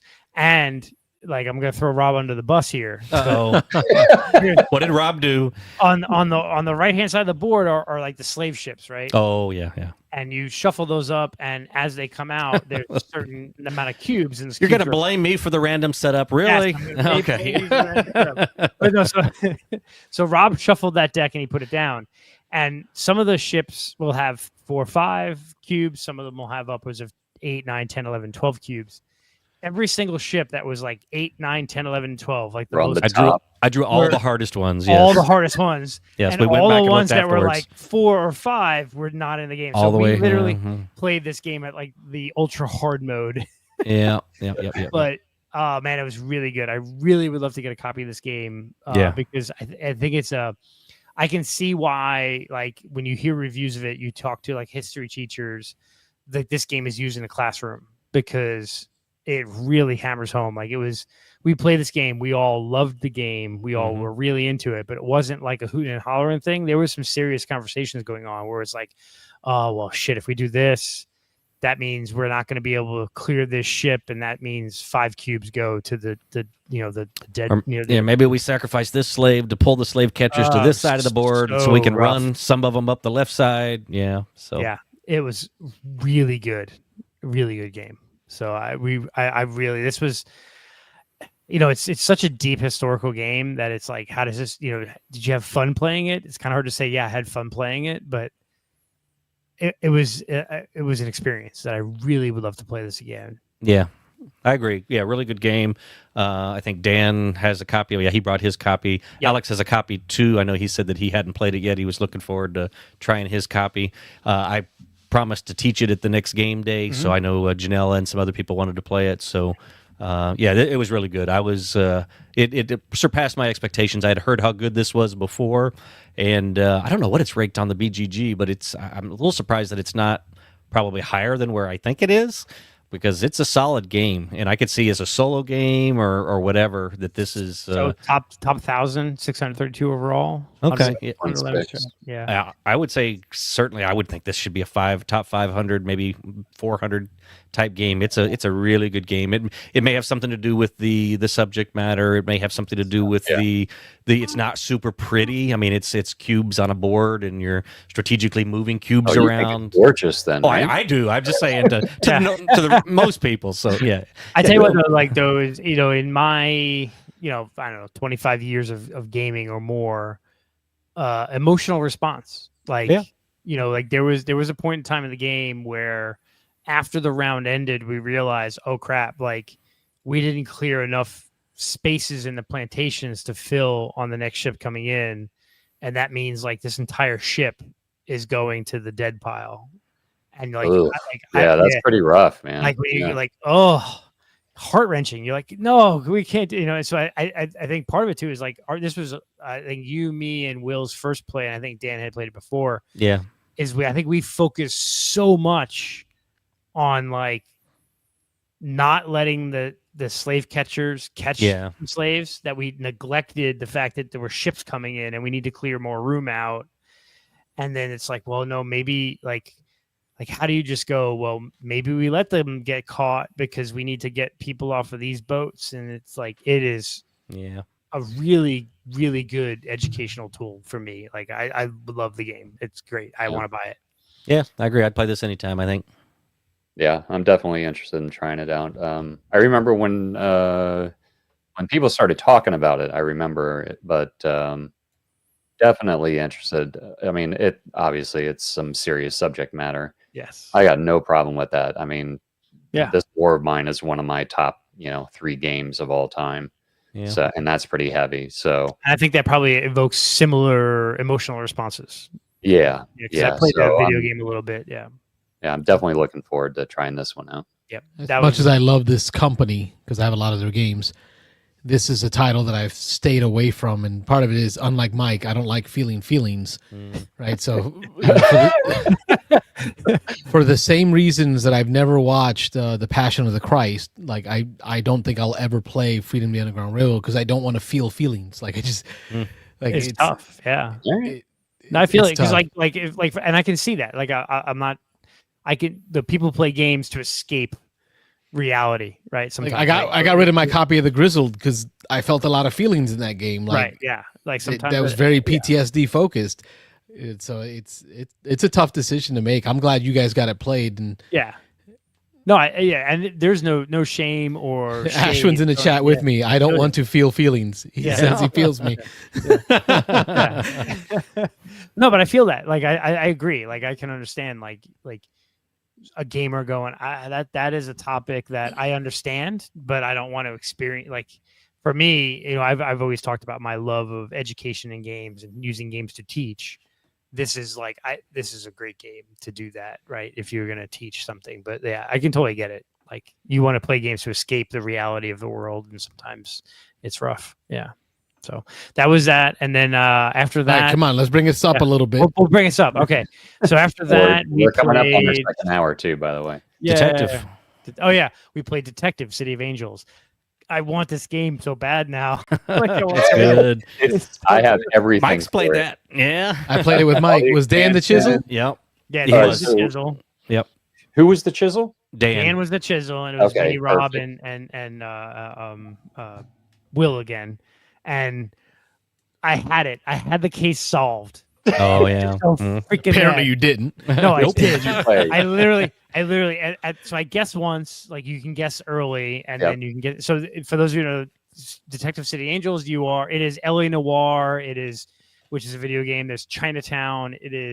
You're a detectives in the 1950s, 60s, 1950s mostly. 50s probably, yeah. 50s, LA, and it's film noir. It's crime noir, right? And you're traveling around the city and questioning suspects and investigating crime scenes and moving into different locations and trying to solve a murder or a crime.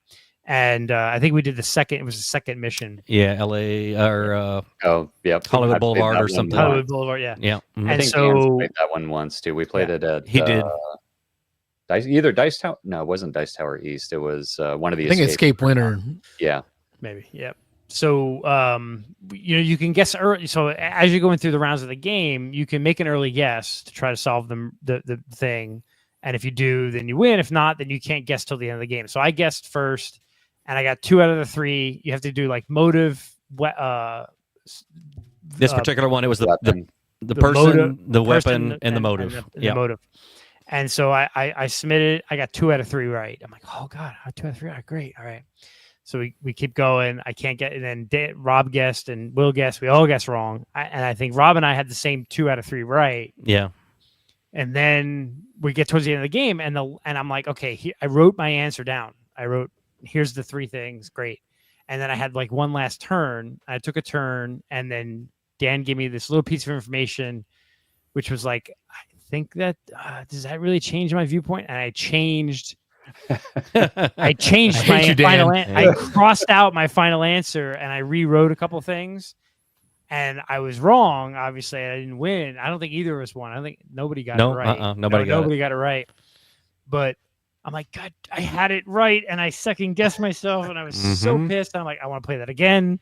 I want to play the chisel for my wife and her friends. Such a good game. I got it. Now I'm like, it's pricey though. Carlos, you don't own this, do you? No, I've only played the copy at your turn. Yep. And I think we played it at Escape Winter. Dan's copy, same one we played, but yep. I gotta get a copy of this game. It was a lot of fun. Loved it. It is good. Because I'm a huge. If you've never played the LA Noire video game, it is a great game. Oh, such a great video game. Detective City Angels is a board game version of that, and I'm like, God, it's so good. Yeah, so good. Yep. I played the first scenario twice now, and then I've played that second scenario. This was the first time I had played that one. So, yeah, and supposedly they ramp up, they get more complex as as they go along. So, yeah, that was just the tip of the iceberg. But yeah, I might have to drop a bunch of money buying this game. So, yeah, that's good. All right, I'm going to break a rule here and highlight a question that Ashwin had because he said not to highlight him. Yeah, all right. I know, right? What are you doing, highlighting Ashwin? Take that off. You need to put flash in yellow behind it. It says what you're reading here is not real. What's the best new to you game that you've played this year? Right now, for me, it's going to have to be SETI. New to me, and I am like digging into everything I can find on it. You put Rumble Nation as your first #1 game of the year. Yes, going down. It's a great game. I love. It's a nice, fast game. But now on my 3rd play of SETI, I am like deep in strategy. Done with that game. Oh no! It's crap. got it's number 2 it's got now. its place. It might be. It might be. Anything new to you guys? You are such a cult of the new. Like for games played red ball. First time this year, it would be SETI and then Ostia. Ostia is the other one that's way up there for me. I think Ostia is first for me. I really want Ostia. SETI might be it might be 1 too. Ostia SETI, as far as new to me. I'm going through my games now. That's why I have my Rumble Nation camera off. There. I'm kind of scrolling through. Did Ashwin give us his answer? No, I don't think so. Ashwin, what's your answer? You got to answer your own question. Yeah, I would go Ostia SETI probably for me. Yeah. And it's not that because SETI is new. It's for me. It's just it. I heard somebody say it in a review. It's not so much the depth of SETI, but the breadth. Like it's broad, it's wide. So it doesn't like the rules get harder or deeper as much as there's so many things you can explore in so many different ways and avenues. I just followed the cards. Yeah, Ashwin says we have such different taste. Oh yeah, I mean, I could put Flip 7 is a new game to us this year, right? Because I don't. Yeah, that was. Let me look at my list. Top of the board for a little while. That's up there. Rumble Nation's up there. Mike shared Echoes of Emperors. So that seemed like a lot of fun for him. I would put Battle of Hoth. Battle of Hoth. I might do Ostia Battle of Hoth SETI. That's a tough one. Purple Haze. That was great. That was a good Purple time. Haze was really good. Mike, any answers on that one? Anything new to you? I'm scrolling through here, and the funny thing is most of the games I've played this year are games that I've already played. And like the new ones, like I'm just calling out a few new ones that were new to me this year. one was like Sky Team. That was the first time I played that this year, which was good. I wouldn't say it was the best. Ito was another one that was new to me this year that I really liked.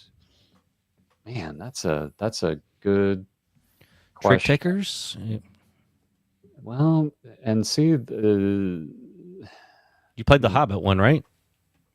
I still haven't played that one. Oh, you haven't played that yet? Oh, yeah, I have it. I just haven't cracked the plastic on it yet.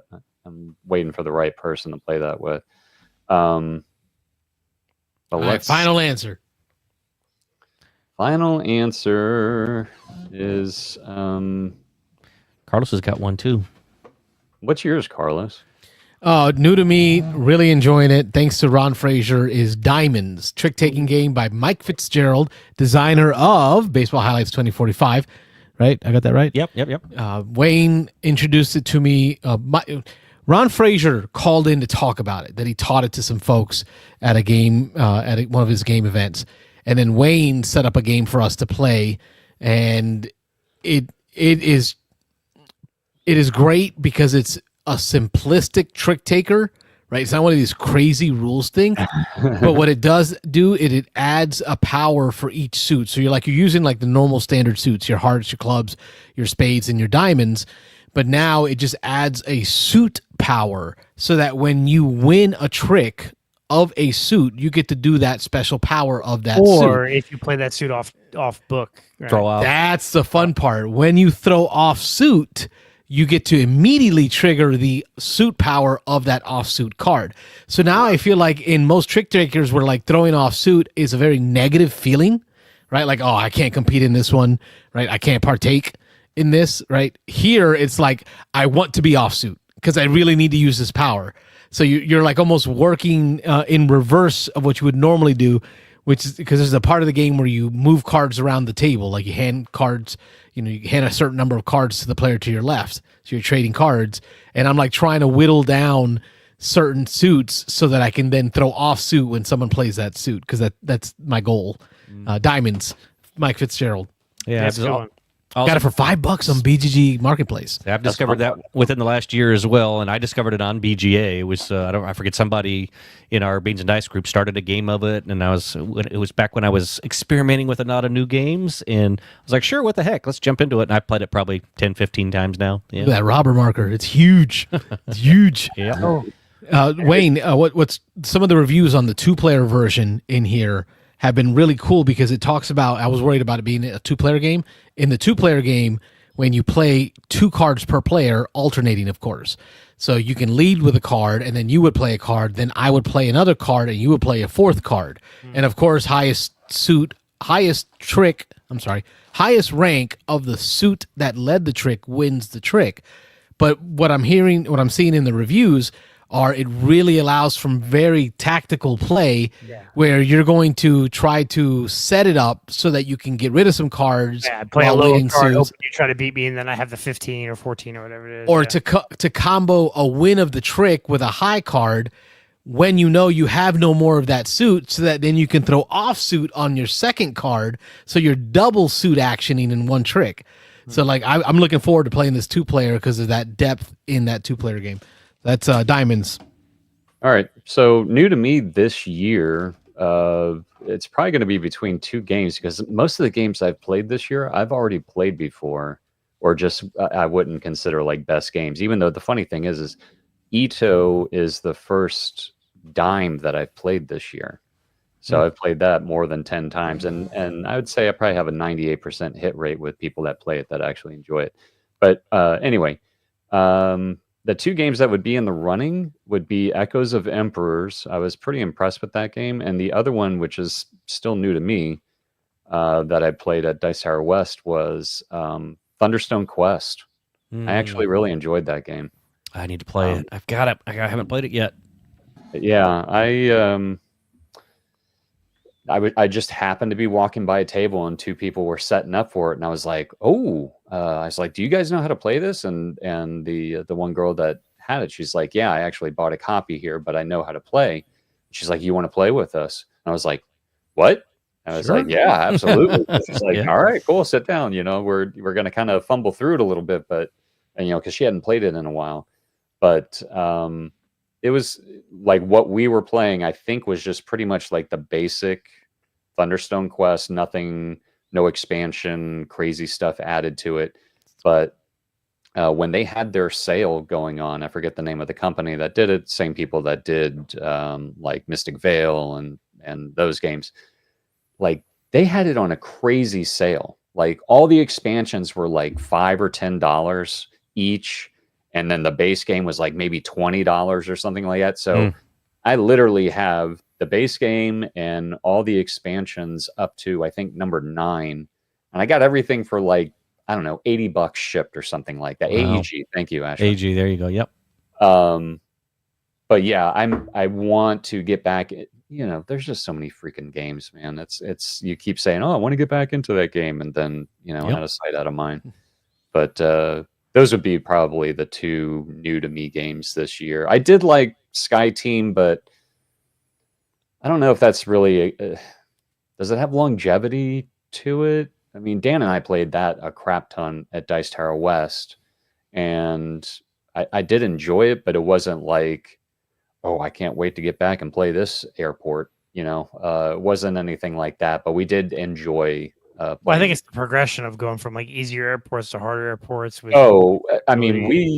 think we went through the first 6 or 7 airports. Like the one that we stopped at, it was like really crazy because it was, I forget which airport it was, but there's this crazy crosswind. So you had to have your wings one way and then you had to swap them out to the next way, like, before the next 2 spaces to level out.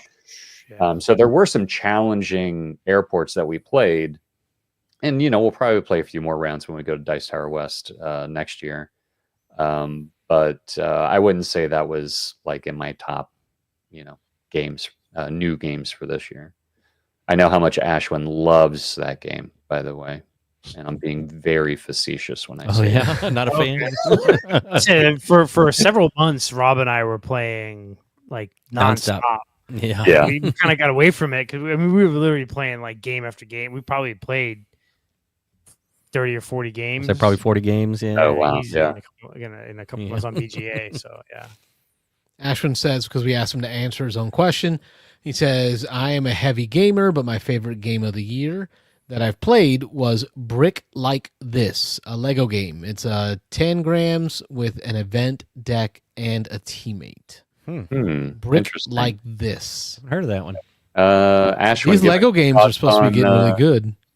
Give us your thoughts on Tyrants, since I taught it to you at Dice Tower West. I think he was surprised at Ashwin is he's a tough nut to crack because he's a developer, and I think it's his mind that he's very critical about games at times. And it's very hard for me to find a game that he's actually like, oh, okay, yeah, this game's got something to it. And he said that about Tyrants, or at least that's the feeling I got. Sounds like a challenge. Yeah. I think I've heard of this Brick Like This. I've never seen this game. I've never seen it. I haven't heard of it. I've heard a couple podcasts talk about it. The Lego games are getting better, yeah. Yes, they are. Oh, yeah. That Monkey Palace or whatever was the last big one, and I know a lot of people like the Monkey Palace. All right, so before we lose Mike for the day, because I know we're past the 11 o'clock hour, I want to at minimum get an OGG out of Mike. We do have one. We do have one more game to talk about real quick because it'll be quick. Because I did get to learn.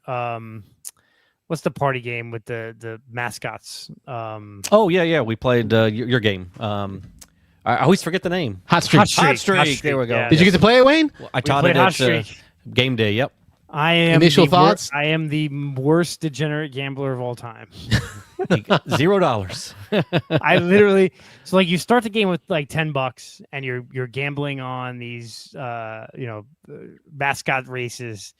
And then like there's really no like winner. It's like whatever money you end up with, you read like where you were. I literally lost every bet the entire game and ended up with $0. That's the way to do it. Like I think I won like $6 or $7 the first round, so I had like $17, and then I lost every other bet the rest of the game. Crazy fun. Yeah, the toy factor. I don't understand how you did that. Like you can see the whole deck. No, like you see the 99% of the deck. You know what's coming up.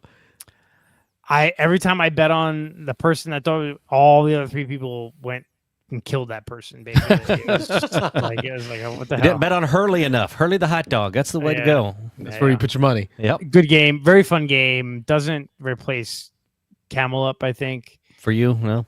No, it's fun. I mean, I would love it, but I don't think I'd go buy it. I'll play Carlos's copy.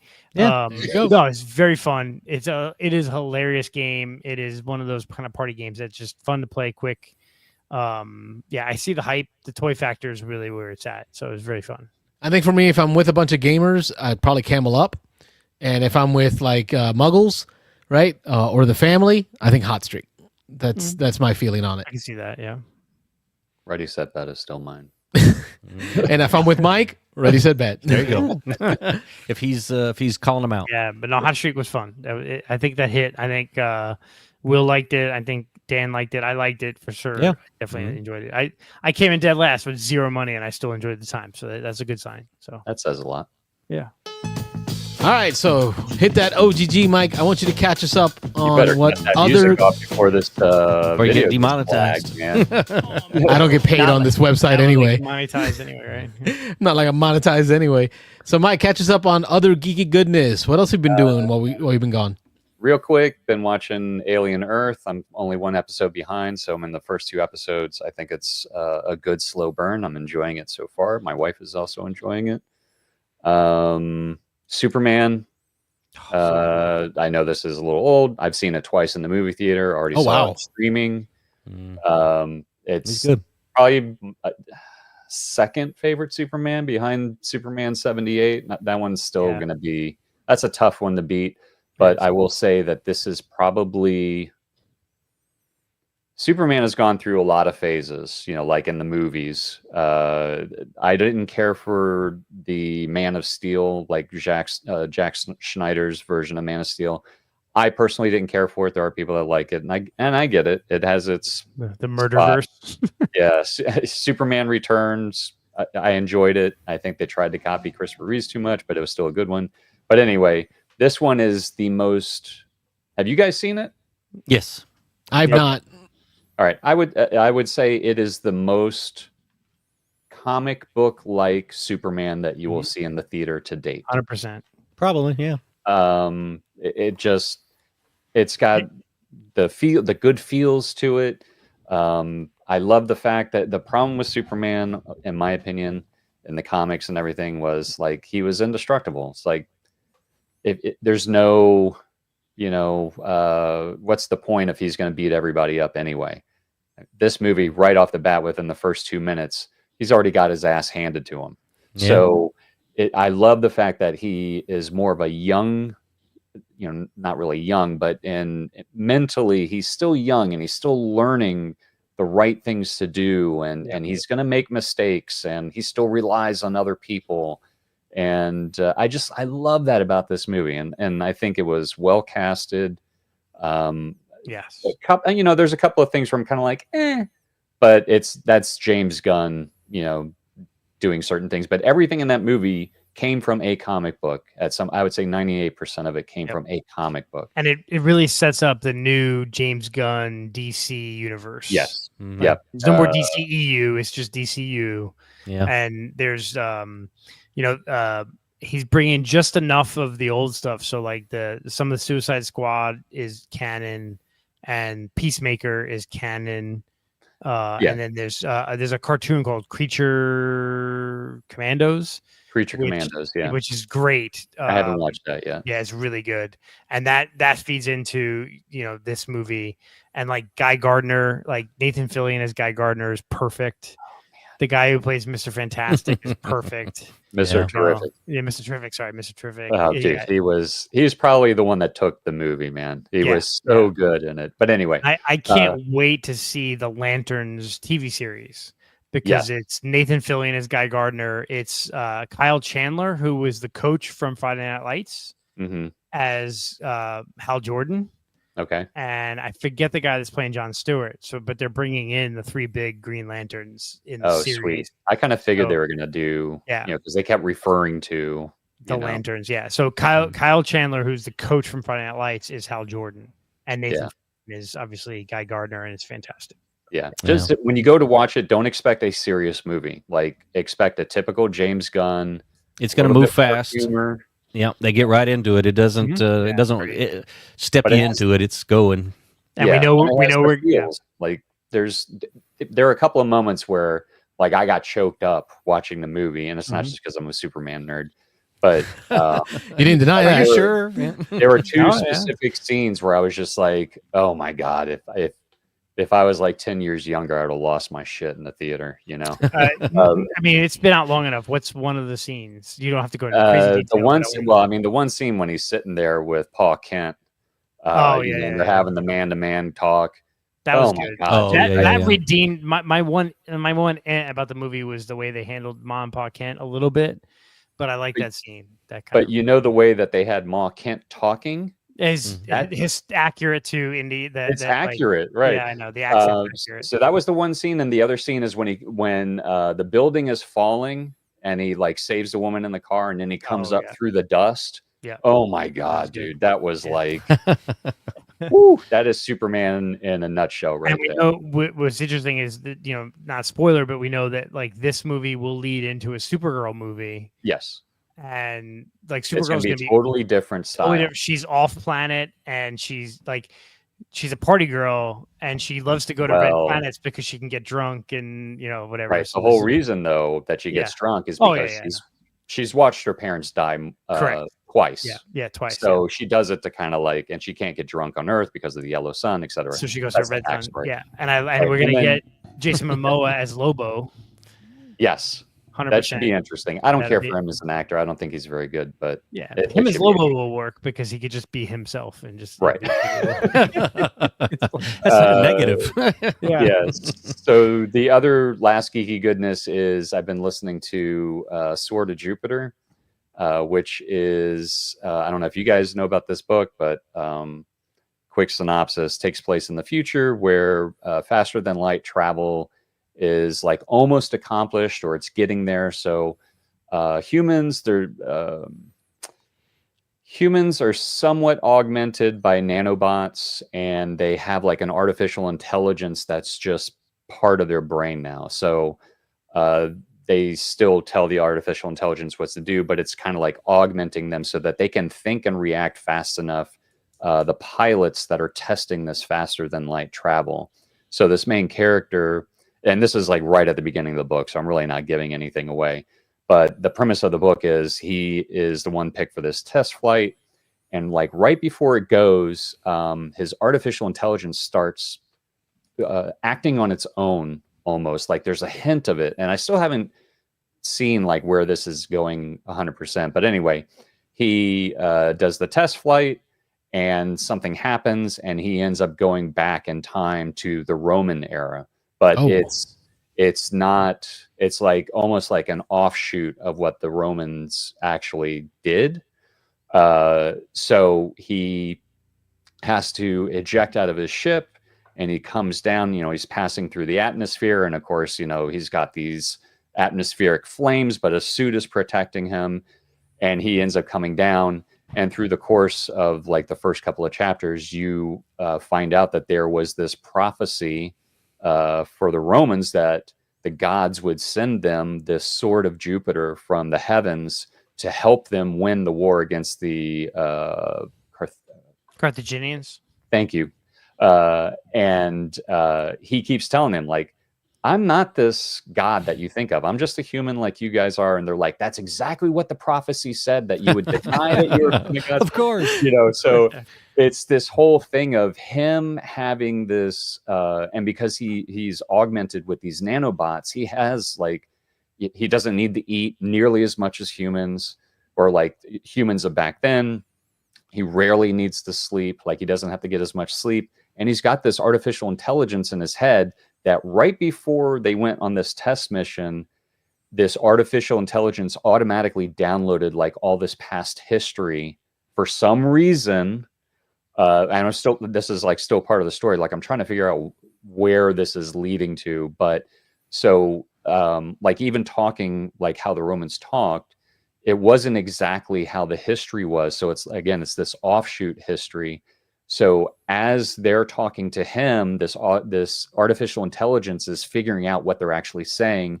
And then as this main character is talking, the artificial intelligence is taking over and actually having him speak the proper language, like how they're speaking. So that's how they're communicating. But anyway, I'm probably about a third of the way through the book. And he's like at this point where they were like way undermanned in this first war against the Carthaginians. Yeah, Carthage. And they ended up winning. So now he's like kind of embedded with these people, and he's teaching them like what an assembly line is. Like he's trying to help them become like this Rome. And I have this feeling where Rome is not going to fall like it did, in our history. Like it's going to survive way past where it actually... Hey guys, you may not want to use lead for your pipes. I'm just saying, your water pipes. Yeah, well, I mean, they're still bloodletting people, because they think that that's where the sickness comes from. They're letting their latrines flow into their drinking water. And no, that has nothing to do with why all our people are dying, So it's interesting to hear him like explain to their doctors about, like you really need to stop doing this, and you got to boil your water. And they're like, well, what does boiling water have to do with anything? So it's interesting how this story is going on. So Sword of Jupiter, and I think there's a second book. I forget the name of it, but yeah, it was a little slow moving at first, but now it's really picking up steam, and I'm very interested. And I want to finish it because I want to start on Dungeon Crawler Carl next. Whoop, whoop, I'm having fun. Yeah. It is. I am having fun with Dungeon Crawler Carl. It is interesting. Yeah. Chad Stilson says AI, the ultimate cure-all trope. Yep. It's funny as I was watching a video. What's his name?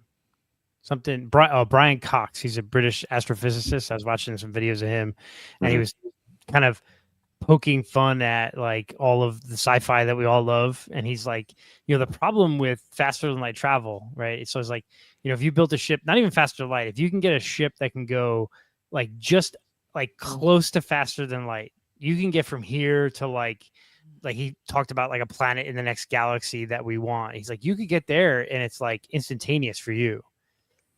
But then when you come back to Earth, like 3 million years have passed. He's like, your ship goes faster than light. Yeah. But Earth doesn't. So it's like, he's like, so yeah, we could build this ship and we can go faster, not even faster than light. It was like, he's like 0.1% less than the speed of light. We could get to this other galaxy and it'd be almost instantaneous for the travelers. And they can get there and they can explore, and then they come back. And if they get there almost instantaneously and they spent a year there and then came back in the same speed, 3 million years will have passed on Earth. So it's like, reminds me of that scene in Interstellar when they go down to the planet and they come back like 5 minutes later and they're like, we've been waiting 20 years, like we're ready to leave. It's been 68 years. Yeah. It's just kind of interesting. Yeah. But interesting. Great picks. Any other geeky goodness from you guys? No, just me, Dungeon Crawler Carl, enjoying that. One other thing. If you guys haven't seen Weapons yet, have you guys seen that movie? No. Oh man, highly recommend it. Same guy that did I'm not going to remember it. It's almost an indie type of film where it's not a big budget, but it's thriller, very spooky. They did the promotions perfect because they didn't give anything away. They just gave the premise of the movie and kind of left it at that. So you're questioning a ton of things going into it. Do not research the movie as far as like what let me close the tab. The plot is. Like, don't research it. But oh man, that movie is tense. It's just out in the theaters now, right? It's still in theaters. Yeah. Yeah. Okay. Now that he pulled up the movie poster, I remember this is the one with the kids and. Yep. It's got Thanos. It's got Silver Surfer. I'm sorry. What? It's got Wong in it. You know, it's got all the Marvel characters that you want to see. I'm just kidding. It's got it's nothing, none of that. It has those 3 actors that played those characters, though. So Josh Brolin, what's her name? That was the latest Silver Surfer. Jennifer and Garner, Wong Garner. from Doctor Strange. Nice. I have to look that up. I've speaking of movies in the theaters, Fantastic Four is also amazing. I haven't seen it, and I want to see it before it leaves theaters. And this weekend, I have not. Like, did you guys Teenage Mutant Ninja Turtles coming to theaters? It's like there now and off and on. But this weekend, nationwide, Clue, the movie, is going to be in theaters again this coming weekend, and they're going old school. Not every it's going to have the 3 different endings. Yes. So like I looked at the AMC theater by our house. It says Clue, whatever 40th, 30th, whatever anniversary it is, ending 1. Awesome. So every theater is going to play a different ending to the movie. It's not going to be like the TV version where you get all the endings, all 3 of them, together. So I'm like, I love Clue. I want to go see it. So so Clue's was coming good. out this week. Yeah. Awesome. And Fantastic Four is amazing. Everyone should go see it. It's really good. Like it's the best Fantastic Four movie that's been. And that's not saying much because most of them. That's not setting apart. No, it's not saying a lot. But no, they really are. They're doing a great job of kind of setting up a next kind of Marvel phase. It was really good. I mean, cool. Is there anything that what's his name can't do? I mean, Mandalorian and Last of Us. Yeah. Pedro Pascal. Yeah, he's done really good. I'm watching season 2 of Twisted Metal. I played the video game a lot as a kid. It is campy and horrible and fantastic. It's kind of like if you watch Z Nation, which was it's similar mindset. It's just great. They do that. Foundation season 4 or whatever. That's really good. And then I was telling Mike before we went live, the Strain is Benicio del Toro, like FX TV show from like 2017 to 2019. It was like 3 seasons. It's a vampire show, but it's kind of interesting. I watched the first episode. Don't know if I'm going to watch the rest of it, but it was really pretty interesting because I mean, it's not Benicio del Toro, Guillermo del Toro. Sorry, Guillermo del Toro. Okay. He created the show. Guillermo. Yeah. So it was good. It's very kind of interesting twist on the vampire lore type show. So that's my geeky goodness this week. Very cool. Great episode, fellas. Mike, so glad to have you back on. Yay! Thanks, man. I know it added time to get caught up, but that's what we wanted. We wanted to hear what you've been up to. This is We'll great. have to save the news for next week. Yep. Yeah, I wrote some down that I want to get into too. Yes. So, Mike, don't be a stranger. You always have the link once you get everything set up and time allows. You don't even have to let us know you're coming. You just show up. Tonight, you know that, right? It's an open invite all the time.